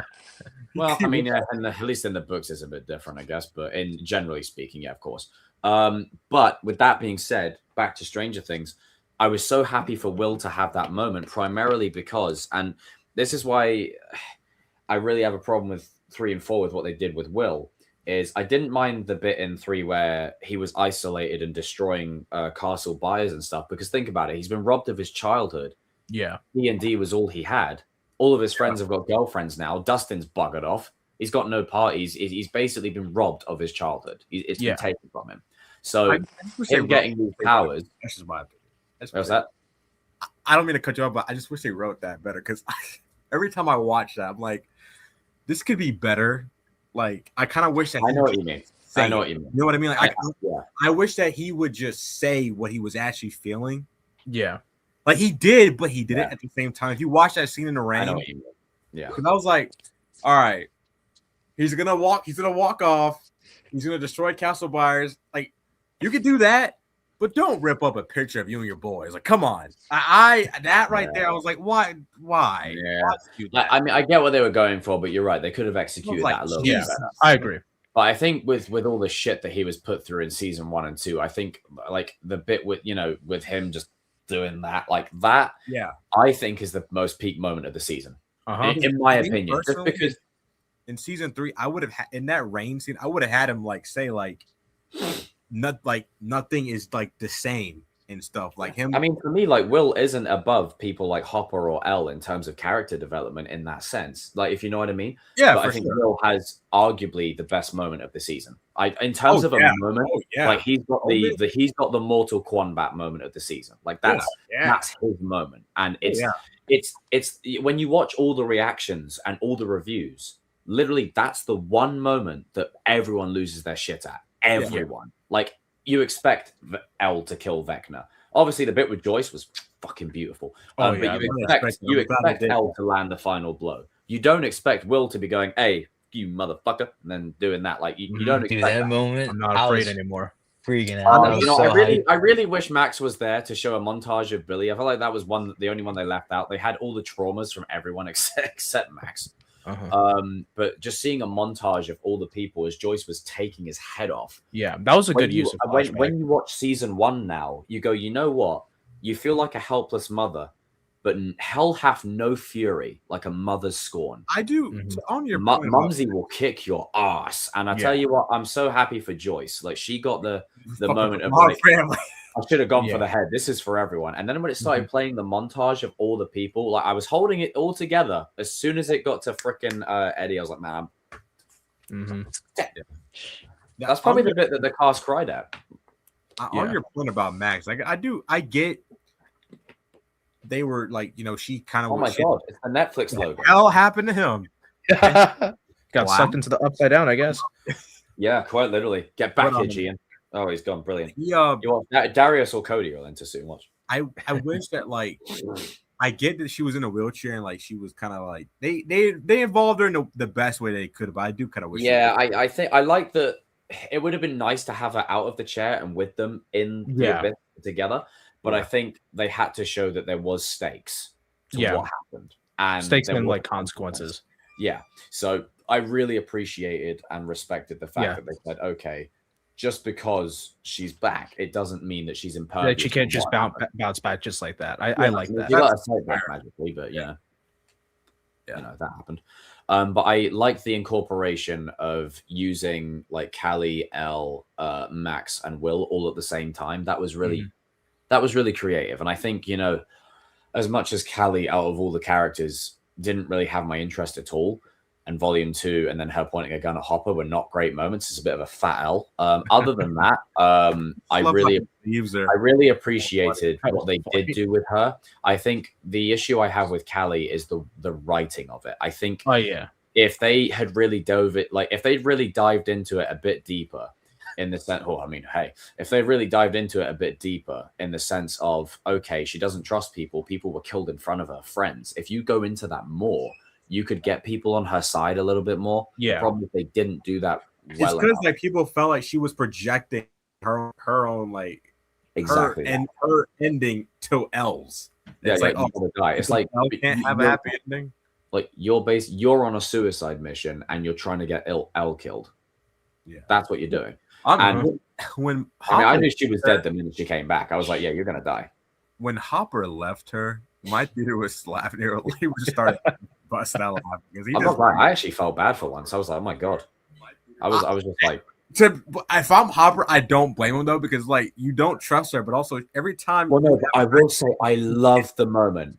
This is a great moment. This is my favorite Callie moment. Not her saving Elle and all that kind of thing at the end. My favorite Callie moment is when there's a gun pointed at her and she looks at Hopper and says, Hopper, no, don't say anything. And Hopper doesn't sell Callie out. He doesn't do that. Hopper's not an arsehole. Despite Callie pointing a gun at him, she's still just a kid. She's just a kid.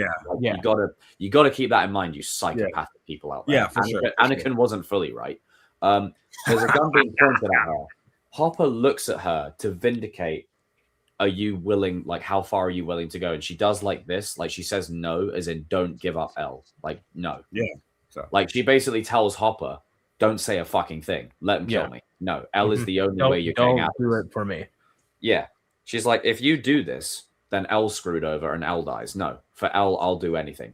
And that's the common denominator of them both. That was a good moment. I did appreciate it. They both bond and connect over Elle. And that's what connects them together as a united thing. It's a theme in all of media. It's frenemies uniting over a common goal in it. So they both, and they had that with Nancy, Steve, and Jonathan. It's like they both care about Nancy. Callie and Hopper both care about Elle. And it's just, I really appreciated that Hopper looked at her first before making that decision of going, no, fuck you, motherfucker, kill her. You know, it was like, they both like agreed. It was like a subtle nod. Like this is just so funny. I liked it. It was really good. Oh yeah, I did too. I appreciate it. It is kind of funny where it's just like, you know that audio where it goes, like no, what's that audio where it goes like that one. Like he runs away with Elle. Someone make that edit. I'm freaking like I was like, Callie, you had to say Callie. He's like fine. Yeah. But also, I think he knows that Callie's more equipped to take care of herself, and you know, his priority is his daughter. Like, Callie knew what she was signing up for. I love how when Mike, I just want to. For me, it's just I'm gonna miss like the cast too, because it's like with Cobra Kai. Are you talking? No, my thing cut out. I couldn't. Sorry, it's just face expression, G, and it was made everything brilliant. Just carry on. You carry on, G, and do your thing. Because if he's talking, I couldn't hear him. But like, I was just saying, like, I didn't like. Grow up with the show. Like I started watching Stranger Things like a few. You grew up with it. I mean, I started watching it a few years ago. I didn't grow up with it. Like I started watching it a few years ago. It wasn't like anything crazy. Like, but like, just I'm gonna miss like the cast. It's like with Cobra Kai. Like you're gonna miss like the whole cast and like them together and all this stuff. It's just like after this is like, it's over. Next? Yeah. I mean, it is. It's over. It's done. Yeah. It's like no.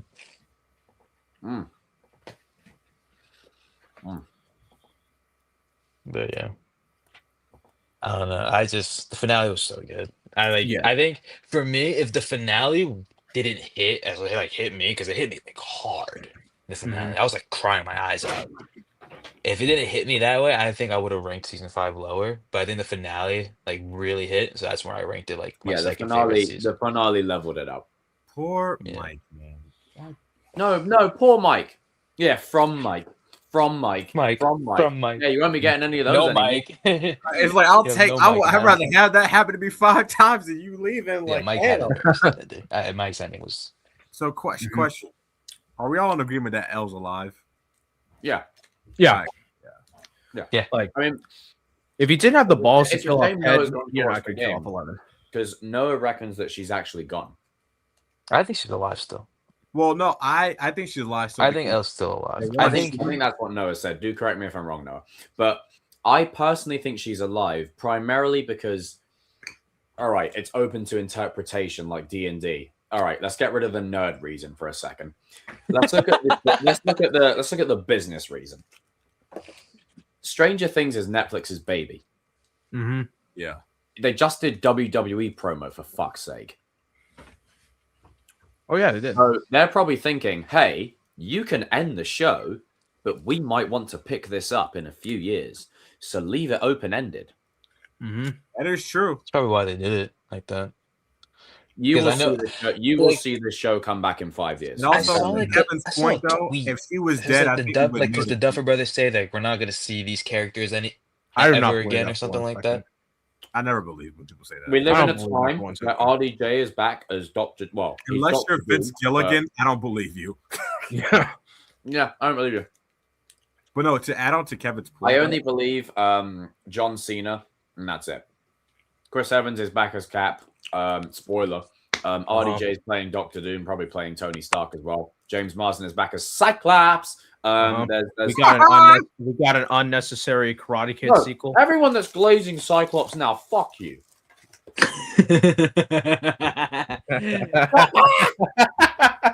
everyone is glazing Wait, I Cyclops. can't hear You know how he King just Mike. stopped. He's like, Mm. hold on, I don't want to say this. Everyone is glazing Cyclops. Mm. No, because the switch up is crazy. This is what I'm saying. When it's natural and it's I'm going old school Jacob now. That's it. The old voices come back out. When it's genuine and it's natural, right? You can tell. I've been on Cyclops' nuts for the past fucking however many years.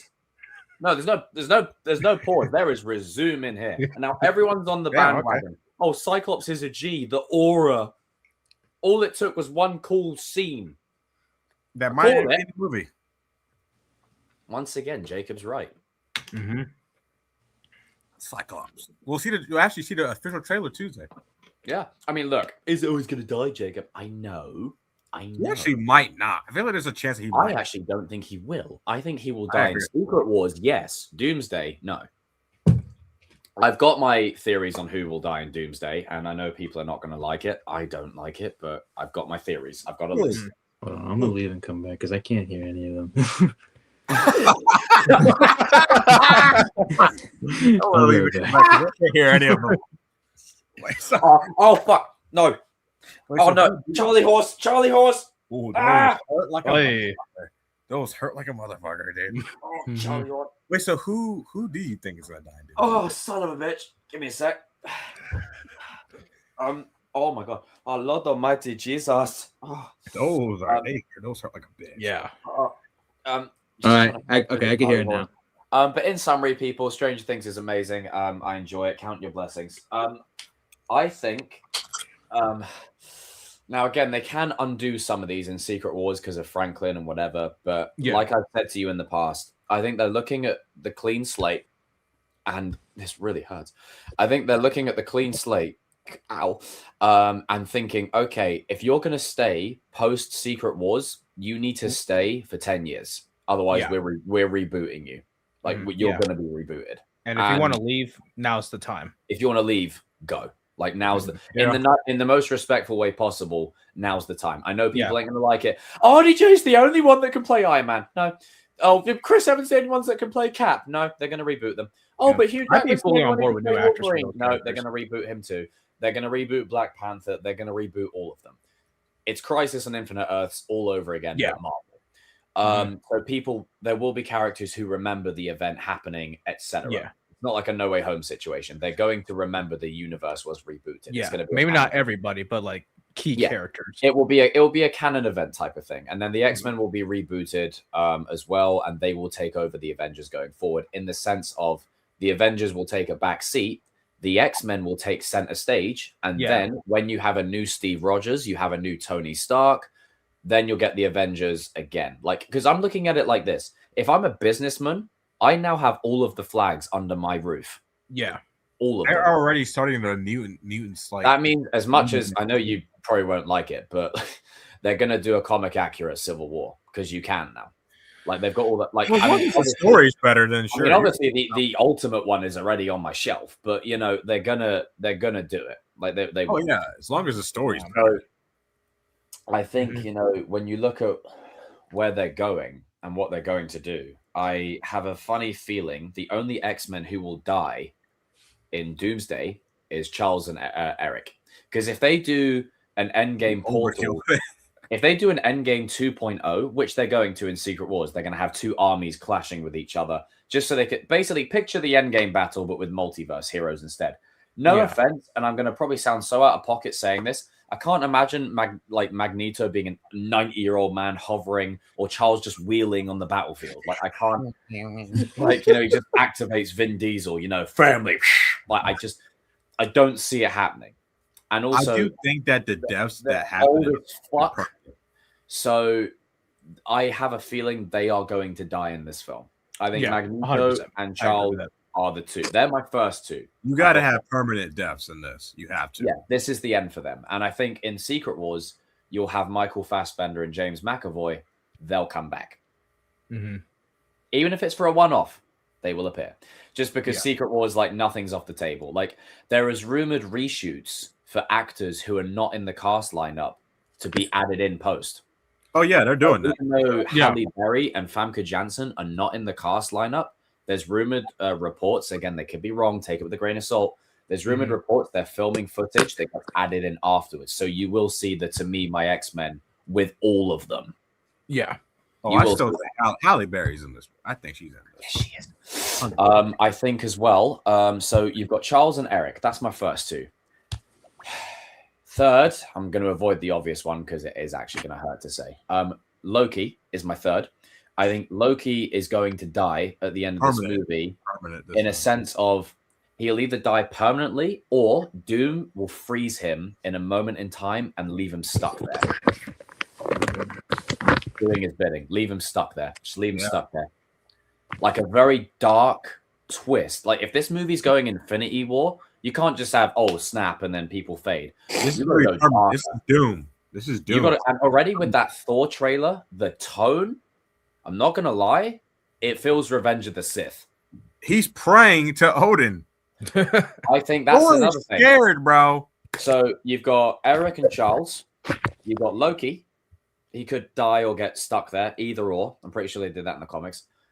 Thor is going to die. I've just got a funny feeling. I think he will too. He's the OG Avenger. He's the last one left. I feel like it's going to carry so much emotional resonance. They might do it. It very much, it could go either way. It's a 50-50. This next one, I really don't want to say it, but I'm going to. Toby. Secret Wars. I think Doomsday. I think they might save it for Secret Wars, but I could see it. I've got a funny feeling. Like, for me personally, I won't kill him off at all. But I feel like they are gearing people up for a Toby death scene because he's the only Spider-Man in this film that we know of. I think they're going to save that for Secret Wars. I'll say this though. The thing is, you can't have all the characters die in Secret Wars because that's the Resolution movie. True. That's the only thing. That's the only problem. Thomas for sure not in Doomsday. Charlie, then I'll agree with you. If Tom is in Doomsday, I'll agree with you. If he isn't, he's for sure in it. But if he's not, I think they'll save him Toby's death if he does die. Yeah. I don't want them to. This isn't for a case of kill Toby, cue the Nickelback. Only a hero can save. I don't want him killed off at all. I really don't. But I've got a funny feeling that they might. Think that they. I've got a funny feeling. Out of all the legacy characters, I think he's the safest because I think Hugh, Patrick, and Ian those three. Yeah, Those Patrick and three. Ian are they're in this film. They're I think Q is safe. I think I don't know, man. I think as well, you could have a moment where Patrick, just calling them by their actors, they're just the characters anyway. Patrick and Ian, I think they all sacrifice themselves to save the X-Men. I think they'll be the reason the X-Men escape. Yeah. And then it will be I could something see like that. Magneto's like, okay, my brotherhood of mutants, Mystique, whatever. I really hope they have Pyro, please. If they have his brotherhood, go with the X-Men, join them, stay with them, please. Fuck's sake, get out of here. I think And then Professor X is like, Scott, it's your team now. Go, leave, get out of here. because I think They're your X-Men now or something like Earth that. is like where I think that what's going to happen. This is my prediction. I This think your this prediction. Earth is this X-Men Earth is like the mutants are more accepted. Yes, And, it's peaceful. Charles and Eric are like They're on the same team. they're on the same team. Everybody kind of gets along in a way, and I think that like Doctor Doom is gonna wipe out when he goes to. I think he goes to the X-Mansion. He goes to this Earth and he wipes out a lot of mutants and he kills a lot of them. Yeah. I think that's how they get involved. Yeah, that could be a way that they write around certain actors not being available. Maybe you see bodies just dropping in the air. Yeah.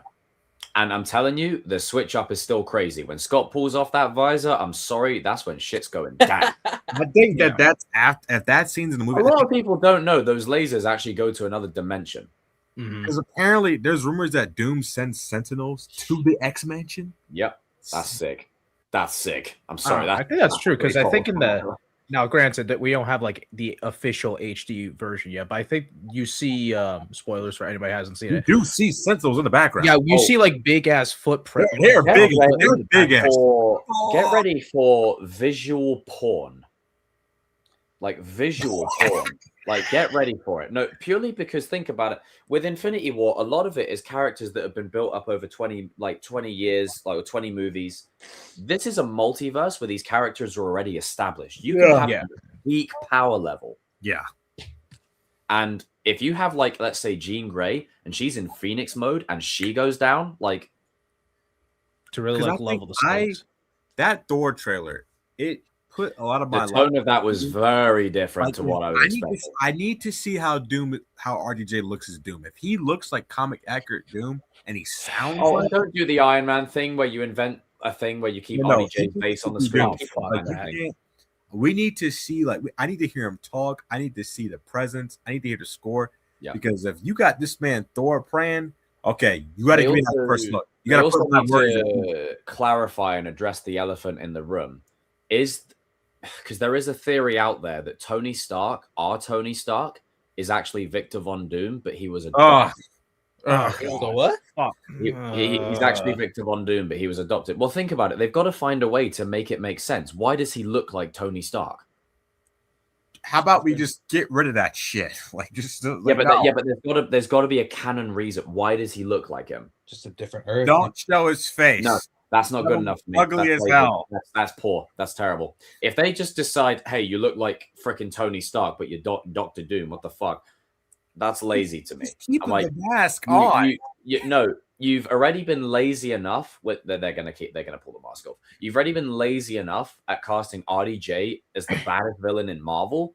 Make it make sense. Please give me a reason that is earned. And I think there's going to be a big retcon. You know that scene in Age of Ultron with "You could have saved us"? They're going to recontextualize it. It wasn't Iron Man's fate or whatever. It was Doom that killed them. They're gonna change that scene massively. They're gonna be like, in the multiverse, this is what happened. See how I'm not blaming you for this or anything, but see how we were just talking positively about it, and that's why I need to see how he looks. But that's my only critique. It's that. No, I agree with you. I need to see, because this is the thing. I don't like the decision of him. I love RDJ, I do, but I need to see how he look. I need to see that costume. I need to see it. I need to hear him talk. Because I agree. I need to. I mean, they don't have to drag it out, but I do need a reason. Give me the first look, baby. Like, we need to see this shit. I'm sorry. The main question on everybody's lips is going to be, why the fuck does he look like Tony Stark? It's not like he's right. It's not like he was some character in Thor: The Dark World that had 2 lines of fucking whatever and 10 seconds of screen time. The He's move's peak. literally played by the guy who started the entire thing. Yeah, like there's got to be a reason why they've done that beyond the obvious. Like, obviously, money. Like, look, I've told you this. I've told Kevin this when this thing first got announced. I didn't like it.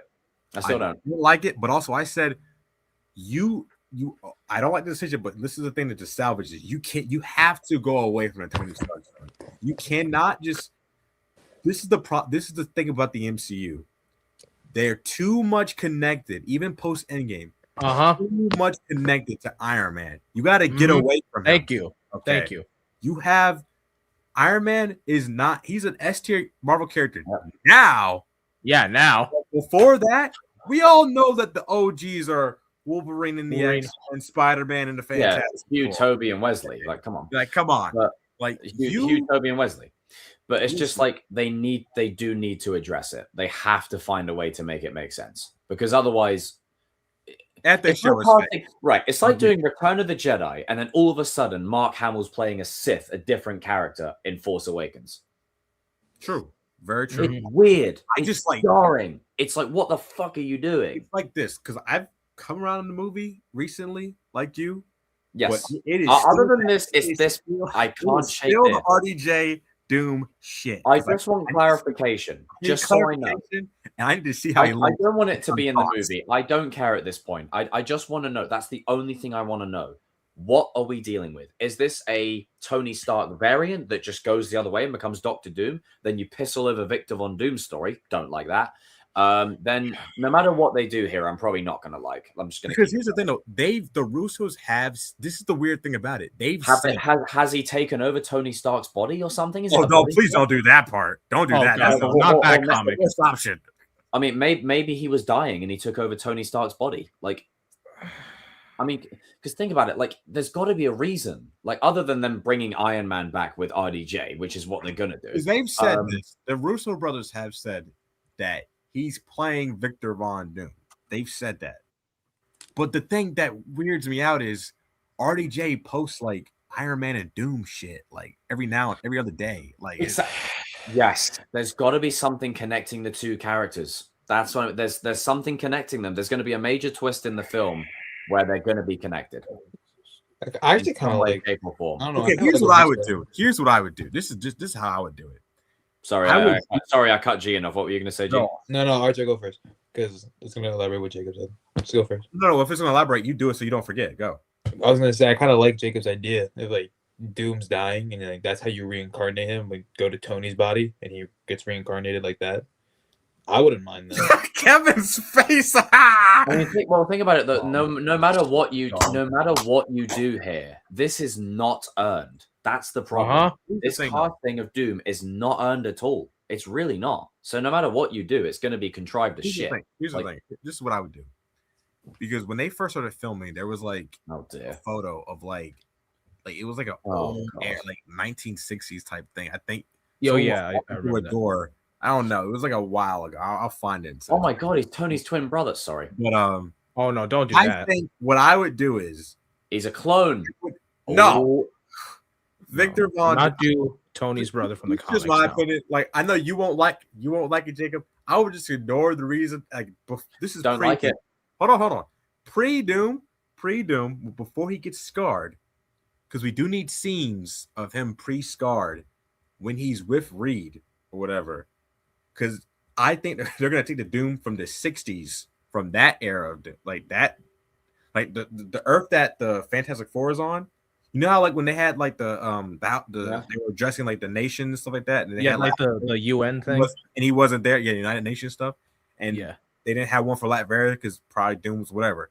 Yeah, I think that what they're gonna do is they're gonna have Doom is the incursion. Doom is gonna be from that world, right? They'll have the cold open will be before he was scarred and him and Reed were college roommates and all that stuff. So there's no connection to RDJ, like Tony Stark whatsoever. No, but you do. Victor Von Doom was basically was Iron Man he wasn't Iron Man, but he had his own like company and all that stuff, and he was as famous as Tony Stark on that Earth Right. So polar You opposites. So pretty much yin polar and yang. opposites, Yeah. and you could add on to the reason, like with the Latveria stuff, and all that, he was like the leader of Latveria. You could do that. I like that. Like it's like the polar opposite of what. See, I do like that. Yeah, that's I what I really like and that. then that adds on. Victor Von Doom was famous before Reed and the Fantastic Four was famous, and then he got That's a good point. however they broke up, whatever you do, whenever they stop being friends or whatever. Anxiety. Like, and then you could whatever you do with like this, how he gets scarred over that, you could do whatever you want, and then that's how you bring him back to the fold. That's what I would do. That's just Now I like that. I love it. It's great. Yeah. That's why I love you. But again, why does he look like RDJ? But who cares? No, I care. It's just I care because this is stupid. Sorry. I'm not looking at it from our lens. Think about it from the eyes of a casual fan. It's fucking distracting. There's going to be some kid in that cinema that goes, "Why is Iron Man wearing a green cape? Why is he bad?" It's distracting. It's like, no, it's jarring. It's extremely distracting. It is. That's why I don't put on. Like I really appreciate. I don't want them to have the whole like where he looks like. Like I appreciate your take. I love it. Like if they go that route, like right, okay, let's just say Jacob, he's not connected to Tony in any way. He just happens to be played by RDJ. That rhyme, that's a bar. You don't get a say. He does. You don't get a say. You don't get an opinion. Okay, fine. That's what we're going with. I don't get a say. I don't get an opinion here.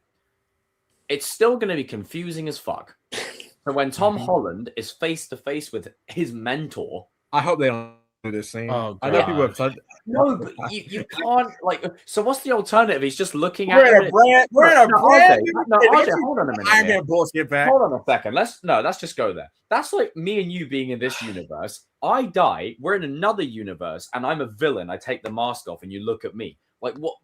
You're not going to be confused, Mr. Stark? I would be confused. Like it's confusing. Why would you look like him? I don't want them when he's. And that's the thing. I don't dislike your take. I think it's really good. The problem is, I don't think they're going to do it. They've done this on purpose. They're not that because smart. They're lazy. Secondly, they want money, and three, they're going to find some convoluted way to retcon Tony back into it. So stupid. I know. I really don't like it either. I was content with them just leaving it alone, but we're here. Like the minute they casted RDJ, it was inevitable. They're going to do something with it. I just hope they tread carefully, like just very carefully. Even if it's a throwaway line, like, "Oh, why do you look like him?" But as long as they address it and they just gloss over it, I'm just saying, that's fine with me. Home, Toby and Willem Dafoe have no interaction. I'm just saying they could. I'm just saying. Yeah, and I don't like that about the film. Me either. But I'm just saying, like, I know, but that's different. That's two rivals. Is much bigger. That's two rivals not seeing each other. This is the face of the MCU. Like, what the fuck? Hey, I don't disagree. I'm just saying. Shit! I'm trying to be hopeful here. I'm trying to. You're trying to be hopeful. Did you say? No, because I don't want this movie. I'm trying to be hopeful. I don't want you sounded like a priest at a church. Yeah. Like it's amazing. Those I do trust them with they do earn they have earned my trust. When they will find a way to earn they were involved with the peak of the MCU. But yeah, it's like if RDJ wasn't Doom, I wouldn't I'll be so all in. I'm just thank you. But I'm coming around the movie like you, Jacob. Like I've liked other than the Doom shit. Do you know what? Next week we're talking about the more Doom stuff. Because we're not done. We've got to get into this. This is actually a really juicy topic because I want to hear what Danny has to say on it, and I want to hear what Gene, Darius, but no, I agree. Like I've come around to the movie in the sense of obviously not that. I think that alone in isolation is fucking stupid. But if you just ignore that for a second, everything else, just look at it through the eyes of a fan. We are seeing James freaking Marsden get his due as Cyclops that he never got in all those X-Men movies. I never thought I'd see him pick up the visor ever again in my life. And he was great. You've also got Patrick and Ian coming back for one last rodeo. You've got Hugh coming back for one last rodeo. And here's the thing. You could do things with Toby now where it's like, oh, the Avengers. Oh, I was told about this from this other guy. Toby and Hugh, that'd be cold, bro. That's gonna be cool. I really hope they have Wesley in the film. If they have Wesley in the film and they have them three next to each other, I swear to God, I'm gonna fanboy so hard. People keep saying like Deadpool's gonna be no disrespect to Deadpool. We love Deadpool, but let's have Wesley Snipes alone. Put Wesley Snipes with Hugh and Toby. Yeah. I appreciate the Deadpool and Wolverine chemistry, but get them out of there for a second. Let's let the OGs. Yeah. You know, I think, and that's the thing I'm excited most for is call it naivety or naivete, as Walter White would say. But I really feel like there's a lot more characters that are in this film that they haven't said. And 100%. I feel like this is just a love letter to Marvel fans. It's desperate. It's a Hail Mary. I know. But I feel like other than the Doctor Doom thing, they could do a lot here that is fucking good. And if you just think of it as, imagine, you know how you got Days of Future Past and the only setup for that was a post-credit scene? That's basically what this is. You're just missing all the setup before it. This is basically their way of bringing in all the characters, giving them uber power buffs, visual porn, lots of fun, lots of vibes, tears, emotion. And this is going to be it for most of these guys. Like, most of these guys are not playing these characters again after Secret Wars. They're done. They're finished. Like, I very much doubt that you won't see Andrew again. I think Andrew is definitely going to be around post Secret Wars in some capacity. Don't know what. Sony will want to keep a hold of him in some way, shape, or form. I would just make him Ben Reilly. Thank you. But see, there you go. I would make him Ben Reilly because think about if it's a soft reboot, you could do that. You could do that, yeah. You can make a Ben Reilly now. You really could, and hell, you could bring Gwen back. Like, come on, like you could do that too if you wish. I think they really should. I think they should bring Gwen back purely because Tom Holland needs to be Spider-Man for the next two movies after this, like Solo, and then you bring in Miles and then Tom Holland. I mean, Gian, did I cook or did I cook? I'm told we are very good at what we do. There's a reason why we've been doing it for 5 years. But I've said that and I've lost my train of thought completely. But generally speaking, I think that we are in for a hell of a ride. And I think when you look at the tone of the movie and what they're going for, that Thor trailer really sold me. Like, I think as much as the Cyclops one had me hyped, the Thor trailer is the one that just the tone. If they have that in the film, that's going to be interesting just to see how they navigate the dynamics of these multiversal heroes who to us are gods. We grew up with them, since we were children, like talking about Stranger Things at the start of the stream, since we were kids. So they're gods to us. To see them suffer and lose is going to be freaking heartbreaking. Like they're going to get their asses spanked. They need to have, this is the first time we're seeing the best Marvel villain in he's the best. He's the Darth Vader of Marvel. So I think that's why our concerns. I think Doctor Doom. Once we see a first look and we hear him talk, I think that's what we'll be like. Okay. The good thing is that the Russos are at the helm, and I know their project. If the Russos were at the helm, I would have no faith at the Russos. But the best MCU projects are theirs. I would look. If the Russos were not at the helm, I would be scared. Oh, I would be voicing my concern. Voice your concern. But now I know the fact that, because think about it, if you look at Civil War, right, and again, I don't mean to keep bringing it up, but it's true. It's not accurate to the comic book. Yeah, it's really not. Glad it ain't. They did such a great, good for that. But true. That comic is fucking ass. Anyway, they did such a great job with the characters. Yeah, damn right. They did such a great job with the characters that they did have. Yeah. Just think about it. The characters they did have, when you read the book and the original intention, half of those characters are not relevant to what's going on. Sure. Mm-hmm. They're not.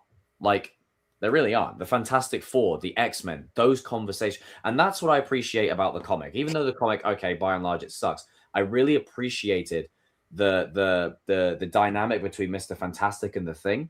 I appreciated that divide between them. The X-Men were split. Everyone was. yeah. I was on the side of Steve Rogers and Luke Cage. I'm just saying, there's a reason why. If you're not, then hey. Yeah. If you read the comic, But clean the flag. But I think yeah, damn right. Yeah. But at the end of the day, I think if they were to get an ensemble like they're about to have to get, they've had so much practice through all of the movies that they've done that I trust them with it. And think about it, with Civil War, Infinity War, and Endgame, those were big ensembles. With Winter Soldier, less characters, smaller cast, still good. So I think they know when to show restraint. They know when to let characters get their moments. Think about it. Cap's entrance in Infinity War was freaking epic as shit, right? Thor's entrance. Oh my god. And Thor's entrance. You are going to get that for Toby, for Hugh, for all of these characters. You're going to have that happen 7 times in the movie. Gian's probably going to bust it's going to happen repeatedly. Once or twice? No, it's going to happen consecutively. I just say I walk in with black pants, I come out with white pants. Jesus Christ. Fucking hell, 50 Shades of Grey much. But, hey, you know what? It's a vibe. Fuck it. But at the end of the day, I think if there's anyone who can balance it, they can. And I think the other thing as well is this movie will be a long one. It has to be because Kang Dynasty is missing. Yeah, what do you think is the runtime for this movie? We don't have Kang Dynasty. That's the issue. Like, if we had Kang Dynasty, you could give room to breathe in this movie, Doomsday, and Secret Wars. You have no Kang Dynasty. You've got 2 movies now. So basically, this movie is going to probably be 2.5 hours. The next movie will be 3 hours, guaranteed. This movie's got to be at least like 2 hours 45. Or 2 hours 30, 2 hours 45. I think Secret Wars will be about 3. I think Secret Wars is going to be big.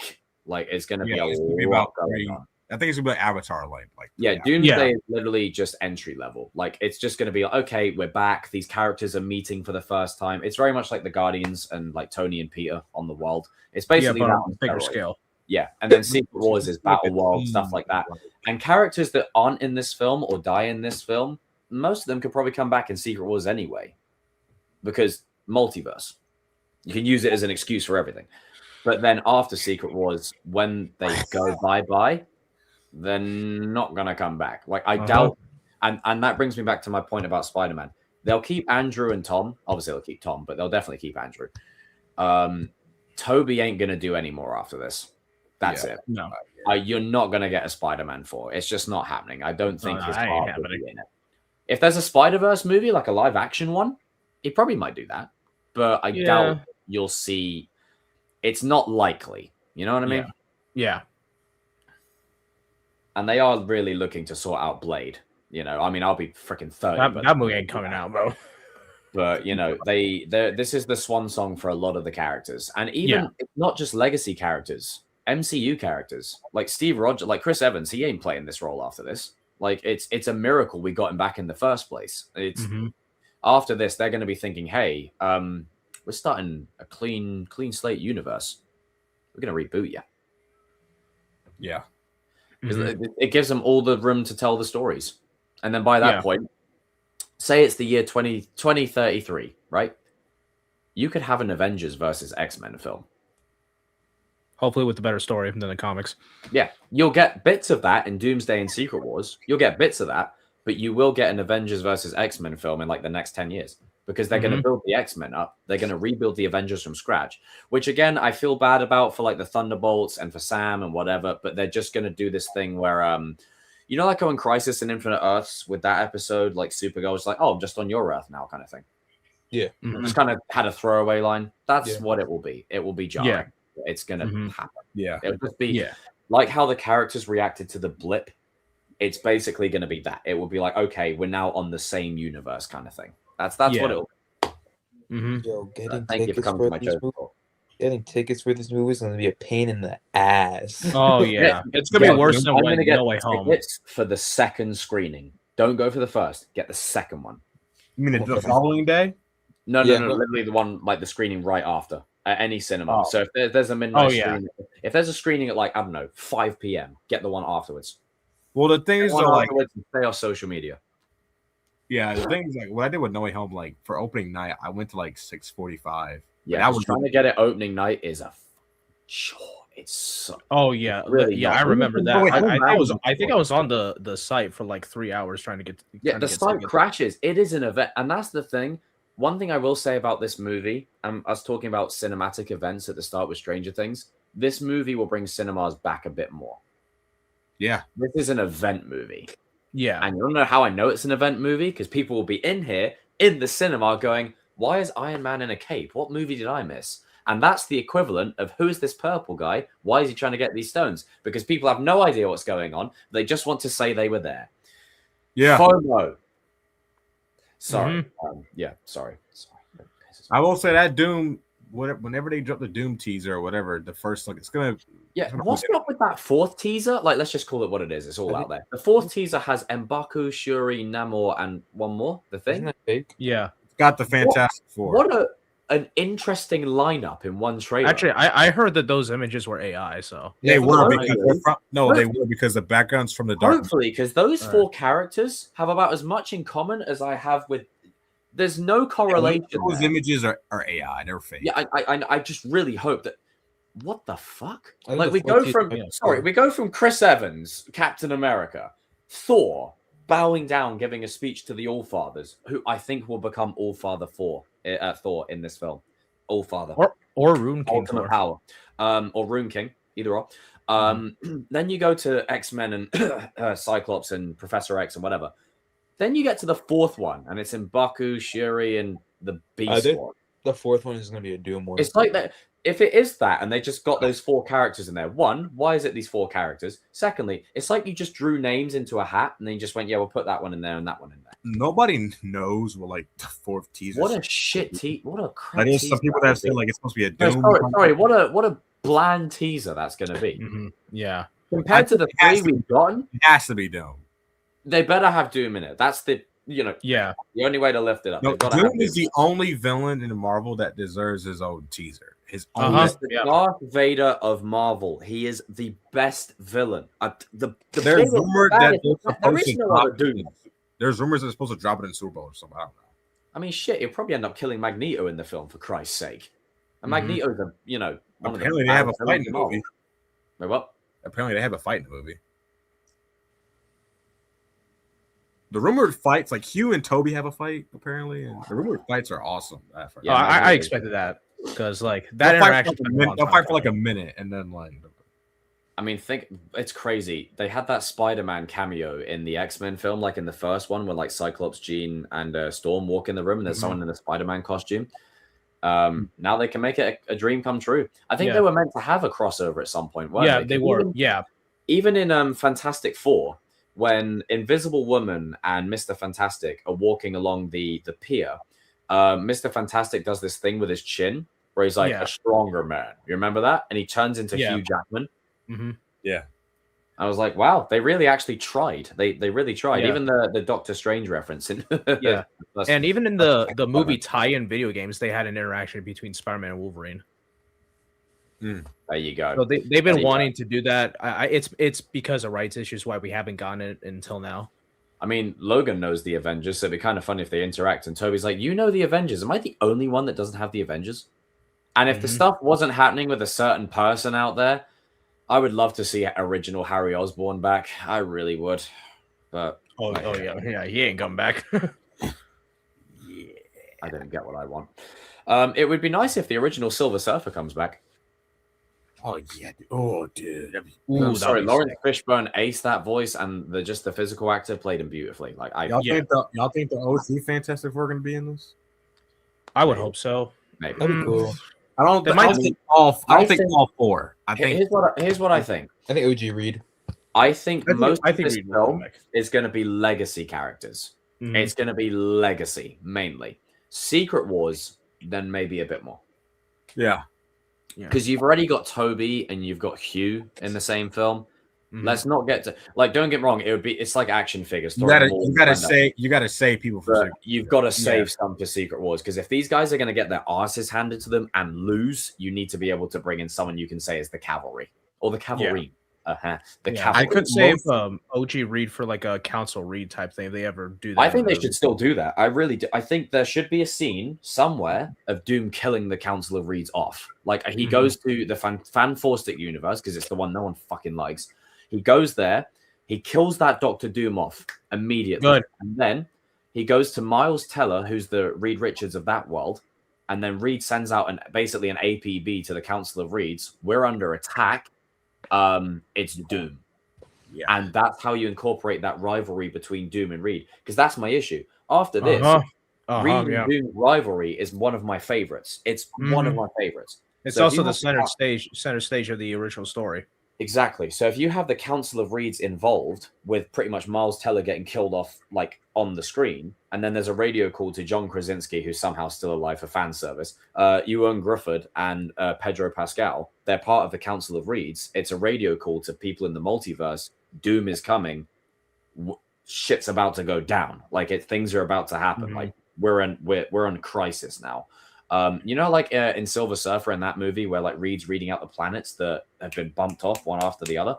You could do something similar to that where they're going around this place in the multiverse, this Earth, that Earth, this Earth's been destroyed. Yeah, that kind of thing. You could do it just to set the tension. One, it builds the tension between Reed and Doom, makes it personal. Second, you bring back legacy characters, which is always a win. Three, you incorporate there to be a certain tone of like, we could lose this. He's already bumped off how many planets? Maybe you say he's killed 53 planets by now. Yeah. You know, and he's just going around collecting kids for his plan, like Vecna for some reason. But there's so many angles they could play. I think another question I want to know is like, with the post-credit scene of Fantastic Four and the one of Thunderbolts. The one in Thunderbolts, the ship, the Fantastic Four entering our Earth. And then in the one in Fantastic Four, you see Doom with Franklin. So I want to know what happens. What's the context there? Yeah. But with how we get from here to there? How do we get from here to like them already in our Earth? We're missing something. Is Doom on that ship? Did he steal their ship? I don't know. Yeah. I also wouldn't be surprised if Magneto and Eric die at the start of Doomsday. Oh, I hope not. Like, I really hope they're in it for quite a bit, but I wonder if they're going to go with like you know, as the Asgardians like were bumped off at the start of Infinity War with that amazing intro. I wonder if they'll do something like that. I don't know. They're definitely dying in the film. I just hope they don't die like right at the start because we've just got them back, and it's potentially the last time they're on screen in anything. Yeah, you know. So as long as they do it right, that's the main thing. This is going to be like I'm not gonna lie, this movie has a lot going for it. Like the Doom shit, I'm a bit, but in terms of the route they could go and what they could do, there's no limitations. You're not bound by the story. Mission Impossible: Dead Reckoning. Yeah, I think you'll have a similar cold open to that, where it's like long before you get to the opening credits and stuff like that. Yeah, every Avengers movie. You know how every Avengers movie, like you get like where it gets like the intro, like the logo and stuff like that. I just had a thought. What if you see him killing off multiple Earths at once?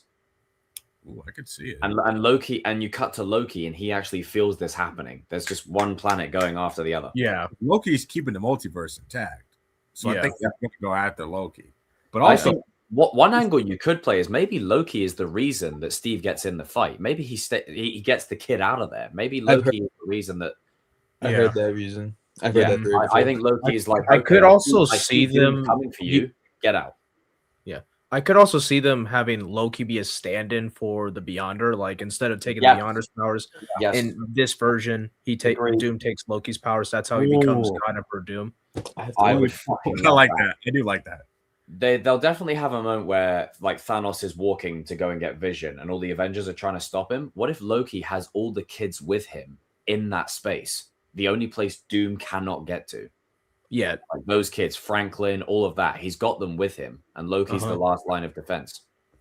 Yeah.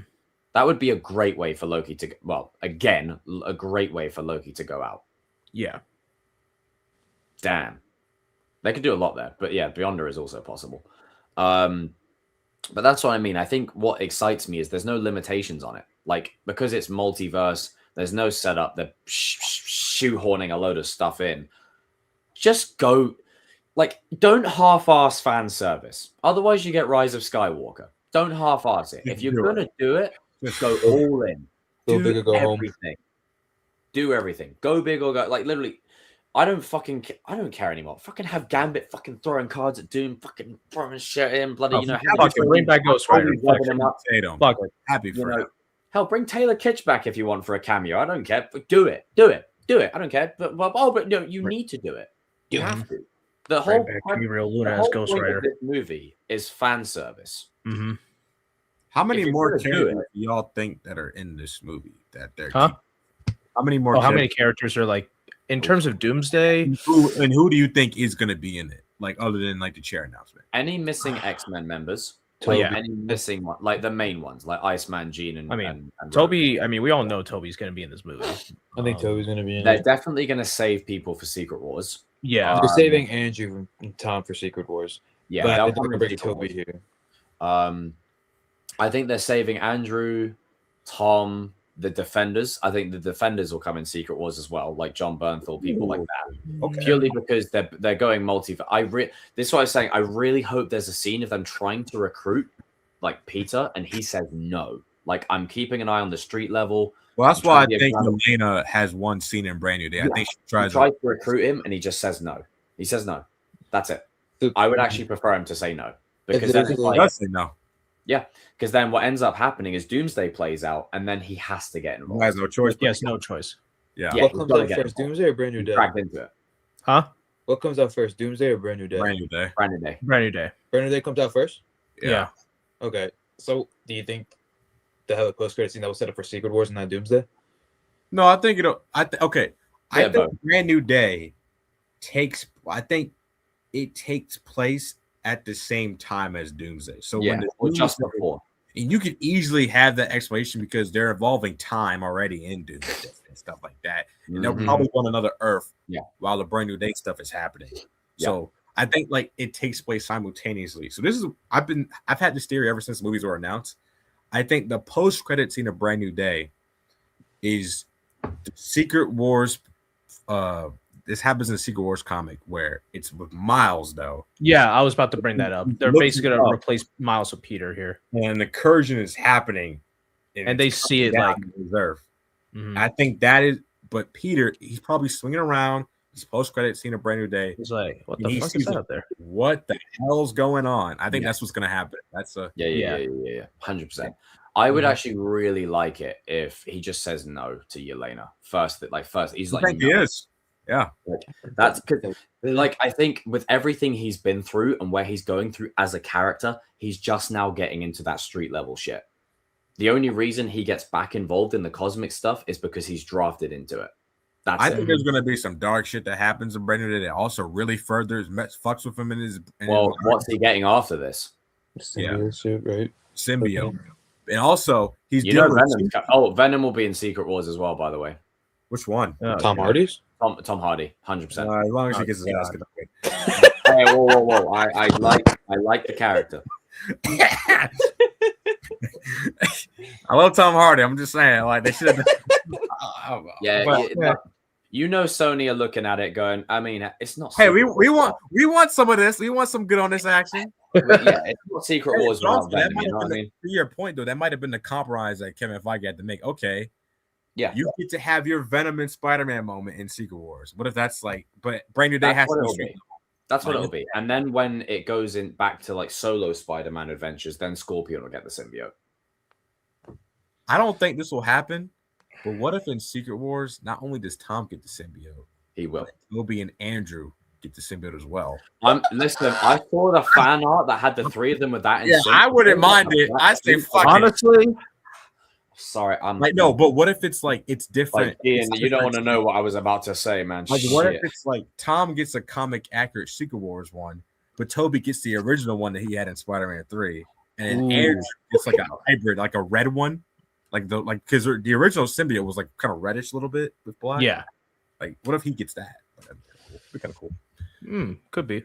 Oh, that'd be so sick. That'd be so sick. But I think that like Brand New, like because. Wow, yeah. I'm just God, Jesus. But no, I think that like Brand New Day, he's dealing with like two people that are like the most arguably the most angry characters in Marvel. Yeah, they are. And obviously, one's had their balls cut off, but if you go back to the original intention of Hulk, yeah. So I think that like Smart Hulk.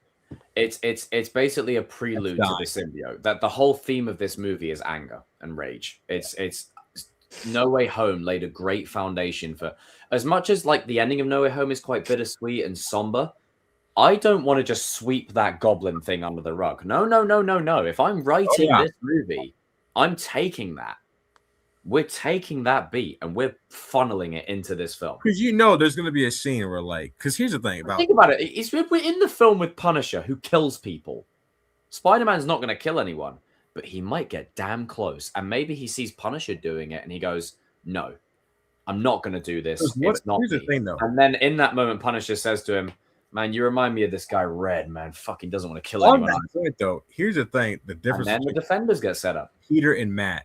Matt puts up with Frank a lot more than Peter does. Oh, yeah, especially if you compare it to the comics.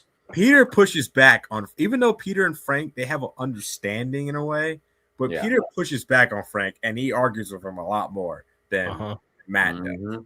And I could already tell you there's going to be a moment. I think they're going to have a fight, and Peter comes, he puts Frank on his ass. I think you know what scene it will remind me of? And John Bernthal plays this character, funnily enough.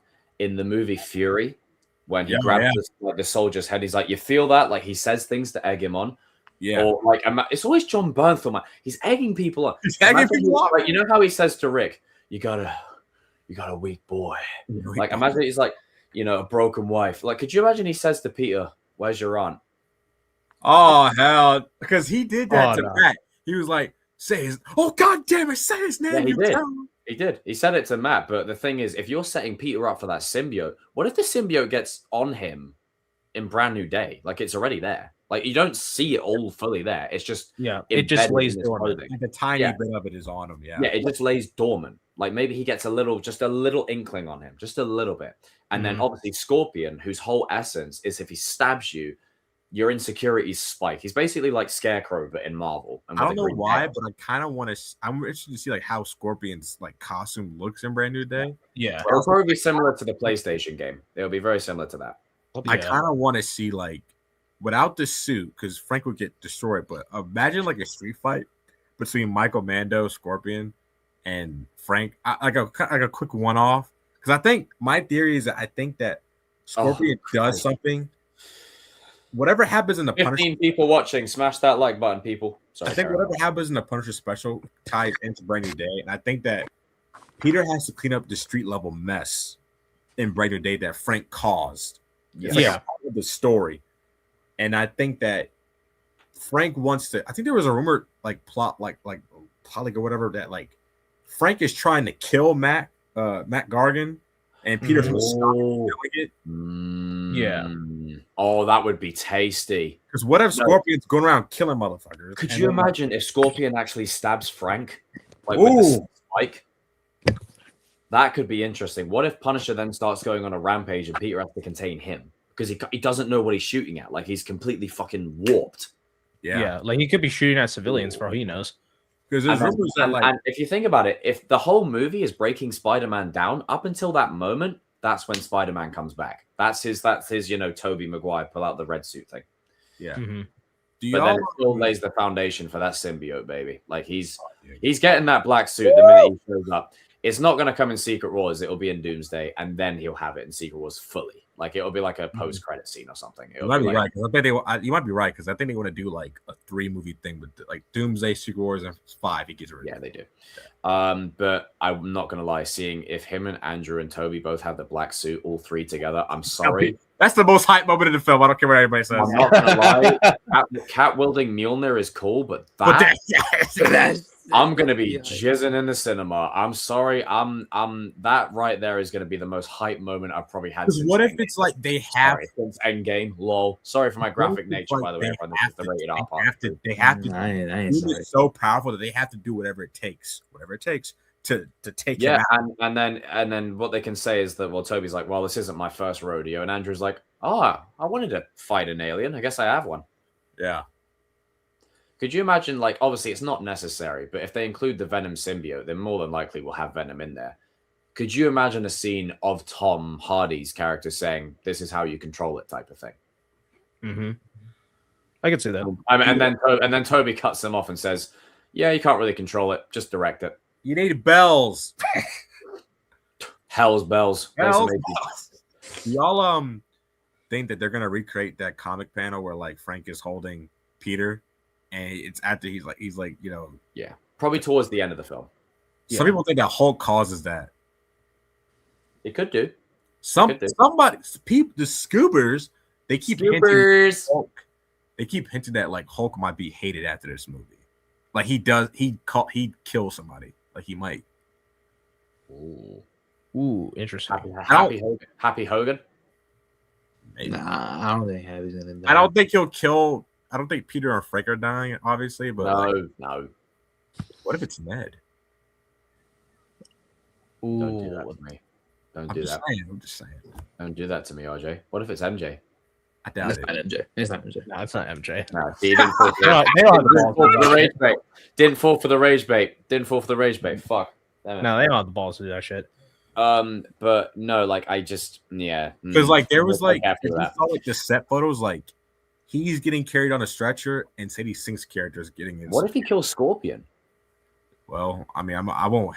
Well, I won't hate it, but what if it becomes a moment where it's like this version of Hulk is fucking scary? Mm-hmm. Because if you think about it, like I want it. And Secret Wars, the tone of that Thor trailer, if they can really sort of essence that with the theme of the anger and rage in this movie, it would make for a really haunting scene of Hulk beating the crap out of him.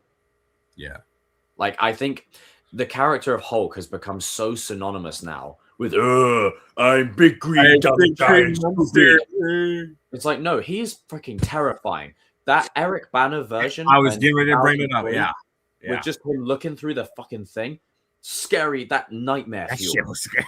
Even in the Edward Norton one, when he appears out of the fog, if they can go back to that Hulk. Or in the beginning of the Incredible Hulk, where he first and like Tim Roth is like, Jesus Christ, like, yeah, Avengers. No, it's when he gets pissed off. He's like, it threw a forklift truck like it was a softball. Oh, yeah. He is so funny in that movie. Like, a lot of professional tough guys pissing in their pants. No, remember when Tim Roth, when he it was the guy that plays the leader. He's like, why are you always hitting people? That scene had me rolling. That's what you've got to do. I want what you've given Banner. He's like, why are you always hitting people? Oh, she's an annoying bitch. Why are you always hitting people? Why are you always hitting people? I mean, like, I'm sure like with he comes in, he whoops some of the people, whoops their ass. He's just like, why? I mean, there could be a moment where, like, you know, Hulk in Age of Ultron started going on that rampage because of Scarlet Witch. Like, what if whatever Scorpion does to him makes him lose his fucking?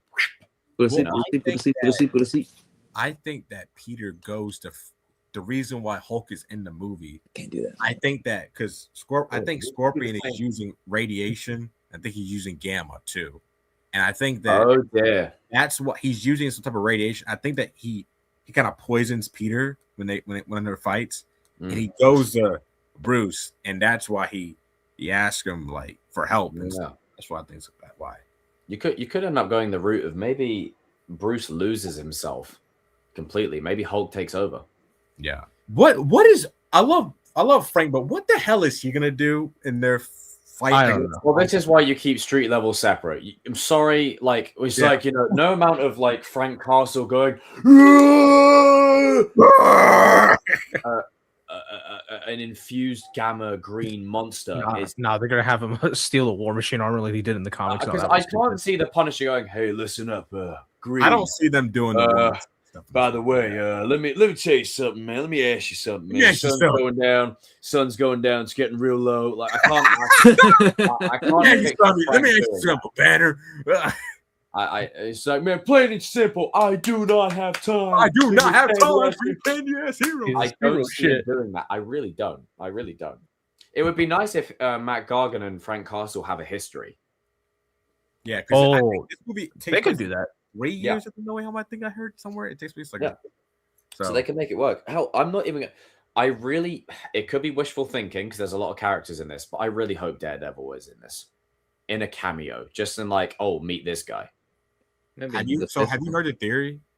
So there's a theory. There's a lot of theories out there nowadays. So like there's like a A prison. lot of people like to throw their theories out. There's like a big prison fight that's supposed to happen in the Desidero Cretton. When they rap, there was like a photo and it's like the prison behind them. So apparently Frank and Peter are in this prison, and this is apparently them trying to prevent Scorpion from escaping. And then that's where the hand gets involved. And there's it's real, by the way. Sorry, it's just the timing of that was brilliant. I don't know what he's talking about. What is he talking about? It's real. I think the hand. The reason why I think the hand might have some type of role is because that logo that was on the tank, it looks very similar to that logo the Punisher had when he was and with the hand in the comics. This is all a setup for the Defenders. Like that's all this is. Like Frank, like even though it was brief, he did interact with the hand while shooting them on that rooftop. So it's like he knows a guy. Like you could have an ending where Frank's like, I know a guy. There's a theory. Yeah, Frank briefly joins the hand in the comics, so they could do something. Yeah, I doubt they're doing that. But there's a theory that so at the end of Daredevil season 2, there apparently some people think that Matt goes to prison. And maybe he shows up in the prison sequence. I don't know, but I don't think so. I mean, I think, the only thing you'll see from Spider-Man, like in Tom Holland's way, is in terms of like it being cosmic and outer worldly, is Doomsday and Secret Wars, and that's it. I think they are really gearing to a very grounded Spider-Man, and I think him saying no to Yelena is a great start. It's like, no, I'm focusing on the little guy. You guys, you uber powerful gods, you go and deal with that. I'm down here. And then Yelena's gonna be like, what? They shoot bloody pistols. What do you expect me to do? And he'd be like, well, I'm not getting involved. Fuck it. I lost everything last time. I no. Like, no. Yeah, because the little guy gets lost when you're I need to see Billy McGuire in Tom Holland. I need to see it. Where it's just like, I missed the part where he said to Yelena, I missed the part where that's my problem. My problem. That would be funny. If he says that, I'll be fucking dying. And then in Doomsday, he's forcibly brought in. He gets the symbiote. Secret Wars, he's in it, key player. Once Secret Wars is done, he's got 2 movies of his trilogy. As long as Tom's got, the blessing. 2 movies of his trilogy. You bring Miles in at the end, switch roles, boom. Mm-hmm. Then that way you get a trilogy with Tom Holland Spider-Man. Yeah. We haven't got a trilogy with him yet. Sorry, we haven't. We've got the Homecoming trilogy. That's like which was just like it was just like a 3. It's like waking up one day and realizing, oh shit, I've hit puberty. Like that's what that is. That it was just an extended origin. It was great for what it was, but I want a Spider-Man trilogy. Like let's lock in. Come on. Mm-hmm. He looks confused as shit. That popped up on my computer. But I'm curious. I really hope they don't pull any punches in that film. Like, I really think these next couple of movies are going to handle dark tone very well. I think they're going to push it. I think they're going to push that rating. Yeah, John Bernthal wouldn't have signed on to the movie if it didn't have something. He almost walked away from it. Don't expect Punisher from Netflix. Like, don't expect that. But it's going to have something. Mm-hmm. He almost walked away from Born Again. I hope people realize that. He's like, that was I still think Foggy faked his death. I hope so. I still think he did. I think it's a play because there's set photos of Daredevil and Bullseye working together, which I called that. So Bullseye and Daredevil are actually teaming up. That's going to be jarring to see, especially for this version of Bullseye. And I'm not going to lie, if you're doing Doomsday and Secret Wars. In Secret Wars, I need the Defenders in there. I need the street level guys in there too. Like I need Punisher. I need Bullseye. Like, could you imagine a scene? Imagine they bring back Hawkeye. They haven't told anyone. And Hawkeye and Bullseye are both trying to shoot someone at the same time. You know what I just that would go hard. Can we get Bullseye and freaking Frank interacting? That'll be cool. They haven't because correct me if I'm wrong. They haven't interacted before. I don't think they have. I need a fight in a conversation. The only thing we have is Bullseye eats his slop. I like how they call him Bullseye. I need a fight in a combo. Yeah. Sure. Oh. I'm allergic to bullshit. Oh my god. G.I. Jane. But yeah, no, I'm really looking forward to the potential of these next few films. I think these next few films will really get Marvel back on track. Hopefully. Yeah. I mean, don't get me wrong, there's things along the way that I'm not 100% on, but they got some good shit in there. And I think, Brand New Day and Doomsday and Secret Wars, they are the key. I was rewatching Thunderbolts yesterday, man. I gotta say, really solid movie. I really appreciate it. Yeah, I like it. It's a good movie to watch if you're feeling a bit down on yourself. Yeah, it's a good movie for lifting your spirit up. But I'll probably end the stream there for today because we've reached the damn near 3-hour mark. Don't worry, it's not going to end like Stranger Things where we just disappear and don't come back, and that's the end. You will see us next week. And I have news.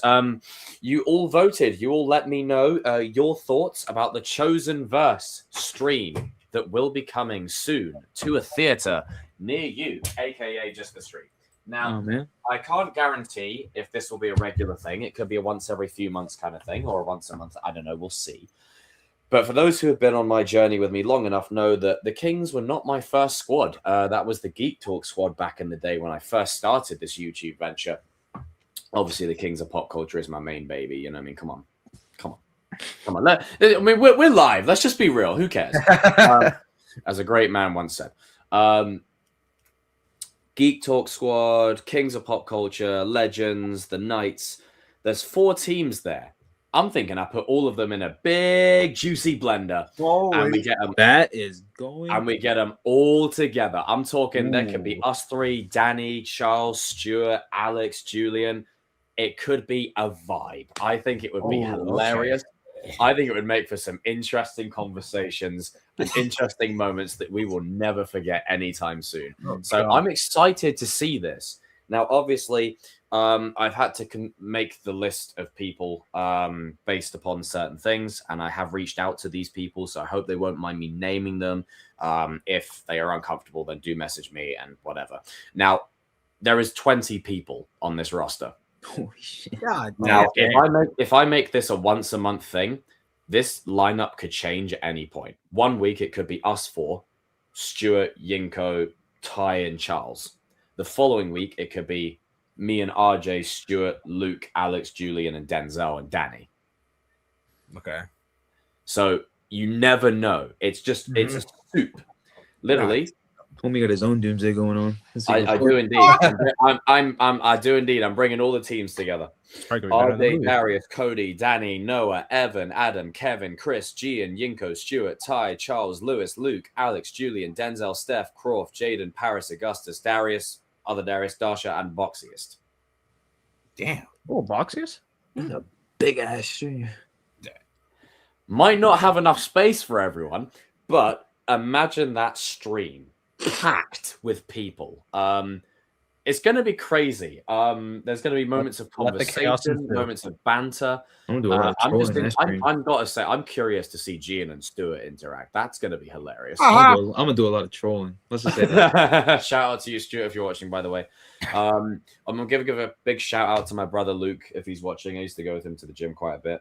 But I just thought, fuck it, like why not? Like Doomsday is upon us. I really want to celebrate this hype because I remember when Endgame was coming out, I did videos and streams with them, Charles, Ty, Stuart, and Lewis quite a lot.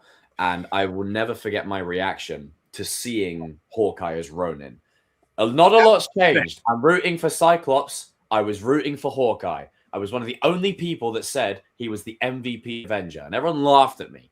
And as soon as I see that man rock up with the freaking sword, he wipes it off of his freaking arm, and he was the MVP. That trailer went, damn. He was the best character of Age of Ultron. If you really Sorry, 100%. Is Jeremy Renner announced? Was he in the chair announcement? No, he wasn't. I think his career is done. If you know, you know. I mean, if anything, him and Don Cheadle could be in it, but they'll probably keep it quiet. But you know, I remember reacting to that trailer before Doomsday was coming out. So I never thought I'd have this hype ever again. Doomsday is upon us. I'm embracing the hype forever to be immortalized, and I can't. That's wait why I'm like, to you know see- what? Fuck it. Even if the movie, whatever the movie happens, when that day happens, I think the stream might be more entertaining than the film. I'm not gonna lie. I agree. Although I'm just saying, like, to add on to your point, like, I did miss this hype with like the in-game. That's why I'm choosing to view it as that. Because think about it, Stranger Things has just ended. whatever We the don't have movie- Cobra Kai. Like I want to enjoy something, you know. Whatever the movie ends up being, it will be that, and we'll talk about it when that day comes. But I do want to enjoy it. Yeah, I mean, I think minimum the movie will be safe and good. Minimum. I don't think it's going to be bad. I think there might be some questionable decisions in terms of let's say, stuff to do with Doom and maybe certain multiversal characters and choices of how they get killed off or whatever. But generally speaking, I think we're okay. You know what? No, I don't even think people will be killed off bad. I think the Russos do a very good job at making sure that if they do kill someone off, it is serviceable. The only problem I have is they didn't do it with Crossbones. That still pisses me off. Yeah, that's one I don't like. Other than that, they've been serviceable to everyone else. It's just, yeah. I'm not gonna lie. I really wish Crossbones was still around because Frank Grillo and John Bernthal in a scene together. Oh yeah, that was like. Just, I can't say it on air, but hang on. I'm about to. Hang on. I'm about to blow Gene's mind.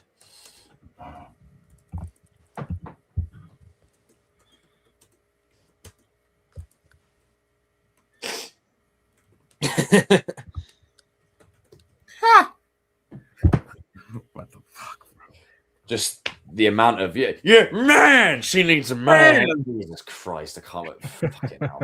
What a throwback that was. But yeah, no, I can't wait for this stream. It's gonna be great. Like it's awesome because if I see certain people interacting with certain people, I'm gonna be pissing myself. I'm just thinking about it now. It's gonna be great. Yeah. Denzel. Oh yeah. Yeah. Anyway, thank you all for watching, team. We just hit the 3-hour mark. That wasn't even by design that time. It just happened. 3 hours. God damn it. And we didn't even have all the lads on. So I think that's the other thing as well. One thing I do miss is having more of us on. But I think life has changed. We're all busy now. We're working jobs. The world's different. And, you know, it would be nice to have a roster of people on again. I think Kings of Pop Culture will always be my baby. It will always be the main one. It always will be. It is the Cobra Kai, the Miyagi-Do, the Avengers. It is every team you can name. It's the one. The party from Stranger Things. Like it's the one. The Losers Club, if you will. It's the one. I am the one. The one. It's nice to incorporate others that I've met along my journey as well. People who have known my journey for like 8 fucking years before I even met you guys. And then you get to interact with them. And then of course, if it goes to pot and it goes to shit and it goes into a total meltdown, like can't take the heat, get out the kitchen kind of thing, then we'll never do it again. There you go. I put one final bit in there. There you go.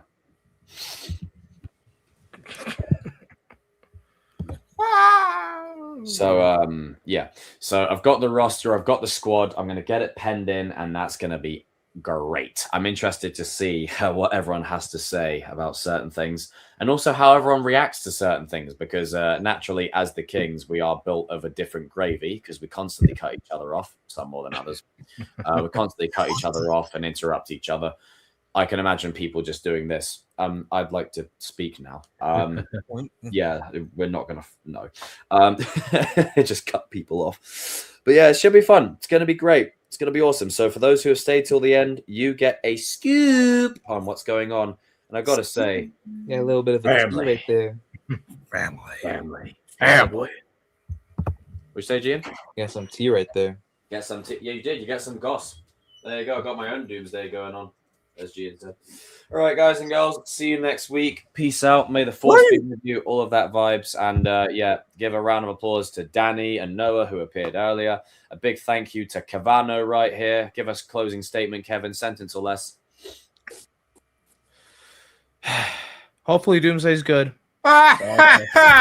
Brilliant. And a closing statement from Giancarlo. Stranger Things made me cry. Damn. Well, I felt that shit. Well, there's a lot of like from Kevin to G, and there's a lot going on here. And closing statement: RJ the goat, Stray, and Sam is the goat still. Whatever. Yeah. Tomorrow is a brand new day. Oh, Okay. I feel like I'm listening to Kofi Xavier and Biggie Langston from WWE. It's a brand new day. Yes, it is. Like, Yes, it Jesus. is. Like, do you think you're like a genius or something with these lyrical? Demi, you are also on that list. You are also on that list, Demi. So What he do? You can definitely join. On the list to join the streams. What did you right. fuck's sake, what did he do? He does music. So he's gonna. I told him to make a song about. He's a demigod. Demo god. I see what you did there. Like that's where she's. Yeah, that's right. Telephone tough guy. Put Vito on a phone. What the hell is wrong with you? I'm really asking. His head must have hurt. Jesus Christ. Now this is very shoddy work, Pinkman. I'm actually embarrassed for you. No, Walter. You All right, let's talk about Gail Bedecker. Talk about Gail Bedecker. See, as you can see, the more you fuck around, the more you're going to find out. That's going to be Frank in Brand New Day. Anyway. You see Demigod? Oh, Zeus. Wait, what? Yeah. Yeah. Yeah, man. The fuck was that for?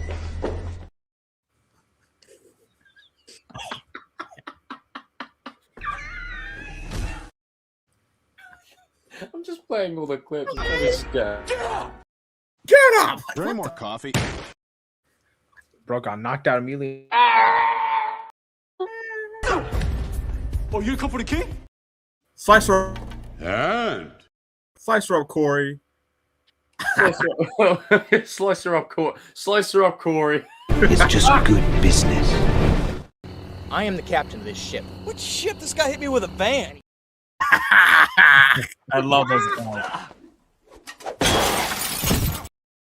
This guy with a van. RJ, can you say something crazy? Tomorrow is a brand new day. Brand new day tomorrow. Brand new day. Shut up! I'm not done talking. I'm not done talking. Shut your mouth. That's my go. Shut up! CM Punk, baby. Time of day and fucking 7 days a week, twice on a Sunday, you big dosser. Come on. What the? What was Time that? of day and fucking 7 days a week, twice on a Sunday, you big dosser. Come on. Charlie Horse. Again? Jesus. Ow! Is it like the third one tonight? Yeah, it is. Oh, damn. Shit. I gotta see something about this. Okay, right. Thank you all for watching, everyone. I really appreciate the support and the good vibes. Christ, this really hurts. Oh god. God damn. God, I think I'm just getting old. No, I had a moment where I was in a race with someone, and I felt like Lightning McQueen. Like I was like, no, and they're just pacing past me. I was like, shit. I mean, It's time to go. I felt like. Right. He does the hand gesture. Not that hot. When this guy woke up this morning, he was white. Best clip ever of just anything ever. Why does it sound like they're Hello there. Why does that seem Big doo-doo this time. theme again. Play that. Play it again. What scene? The Luke one. Luke Skywalker. Oh, right. Oh, sorry. Did you forget who I am? That's a new one. Open wide. The Luke one.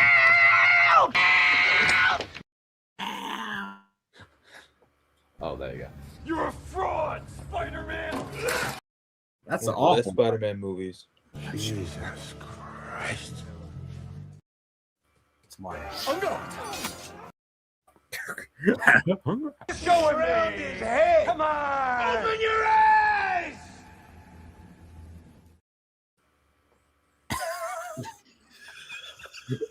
It's so fun to change between screens and just react to different people doing different things.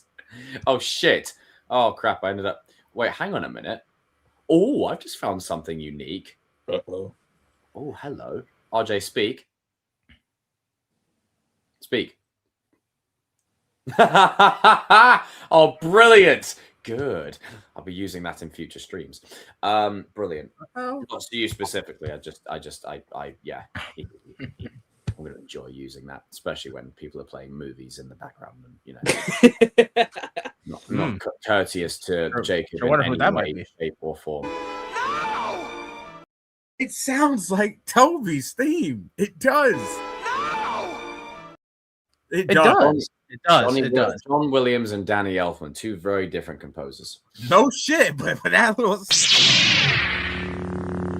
Look, if you're so worried about this son of a bitch, why don't we go down there and kick his ass right now?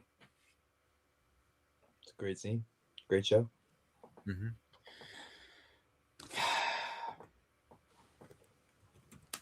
He's got a little blankie. Mm-hmm. Cobra Kai blanket. So it's my stream now? So I can say whatever I want? Oh, no. Hell no. All right, so here's why. We got Andrew Garfield as a great Spider-Man. Okay, yeah, that's enough of that. There you go. You had your 10 minutes. Here comes the blazing. My fault. Oh, hang on. I've got another one for you. There you go. There you go. Fuck James Gunn. Damn, what do you do? God damn. Jesus. Happy Valentine's Day, everyone. Why? Oh my God, guys, I've still got it. Look. Why are you turning on James Gunn, Kevin? No, look at this one. Look at it. I've still got it. Look at that one. Kenobi next change too. Rams. Lucky The for Rams. NFL Super Bowl. Rams versus. Damn, that's like 3 years ago. Holy shit. I've got loads in here. Look at that. Wow. Legend. Well, the legends. Kenobi watch. Oh my God, there's loads in there. I'm just going down the rabbit hole of. Oh, it just saves all that? Wow. Kenobi Watch Party episode 6. Yeah, that went well, didn't it? Episode 5 was good though. Oh, a bit of a promo for our next day, you know. Yes, sorry, baby. Yeah, you know what? I agree. Thank you. Oh, wow, Jesus. Okay, right. We're going to be back next week. We are officially ending now. Gentlemen, it's time to go. Tomorrow's a brand new day. I hope you all have a great day. Tarzan 2 is great. Tomorrow's a brand new day, ladies and gentlemen. What do you mean it's a brand new day? It's a no, Monday. It legit, yeah, it's a brand new. It's a brand new day, Rick. It's a brand new day, Rick. You fucking ass. It's a brand new day. Come on, fucking, let's do it. Come on. No violence. Tomorrow's a brand new day. I'm already on tomorrow. Yeah, but we're not yet. Yeah, well, I am. Tomorrow's a brand new day. I just hope that people just wake up and kick the day's ass. All right, like that's all I want. Well, Jacob, tomorrow is Tuesday for you, so yeah, it will be a brand new day. It's a brand new day. Fuck. It's a brand new day all the way to July 31st. Yeah. Yeah. Let me tell you something, man. Brand new day. Yeah, you forgot the head rub. Let me tell you something, man. It's a brand new day. I just can't with the. For God's sake. What? There's. Yeah. It's a brand new day. What the? Whoa! Whoa. What are you playing over there? Oh, I'm not playing anything. Well, somebody's playing something. Wow, not me. Crazy. Hands up. My phone's I over like there. how that's My the phone's thing. right there. After all these years later, hands up. Heads up. Where's your Heads phone? up. Heads up. My Get your phone? phone. Get my phone? Right there. Copy. Well, no, we don't actually need to. Yeah, there you go. Someone say something. Tomorrow's a brand new day, ladies and gentlemen. Yeah, it is a brand new. You asked for that one. I'm not gonna lie. You know what? Right. Fuck it. We're going old school. That's it. Don't like this music. It's brand new. Sorry, can I find the original music? I don't like this. Not my StreamYard. Not my StreamYard. Where's the knockoff? Oh my god. cover? Why can't we get the blue and red suit? Get the Well, we knockoff got it. cover. No, we don't. There we go. No, we don't. New York, I love you. We love you too. Yeah. It's whatever. Nah. It's whatever. Kevin, what you Right, ranting I about found now? it. Huh? What you ranting about now, Oh Kevin? my god, no, this is the one. No, we're going You'll old see it in the school. chat. Oh god. No, I'm bringing the OG screen back. It's happening. You ready?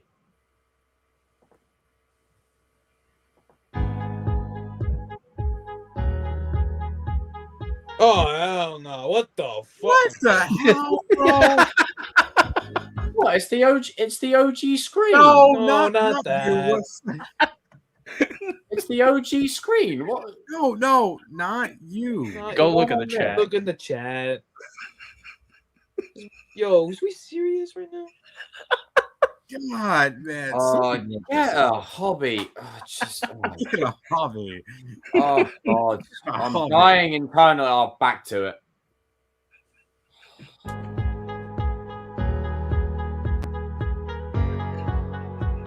Oh. Ian, say nothing. Ian, say nothing.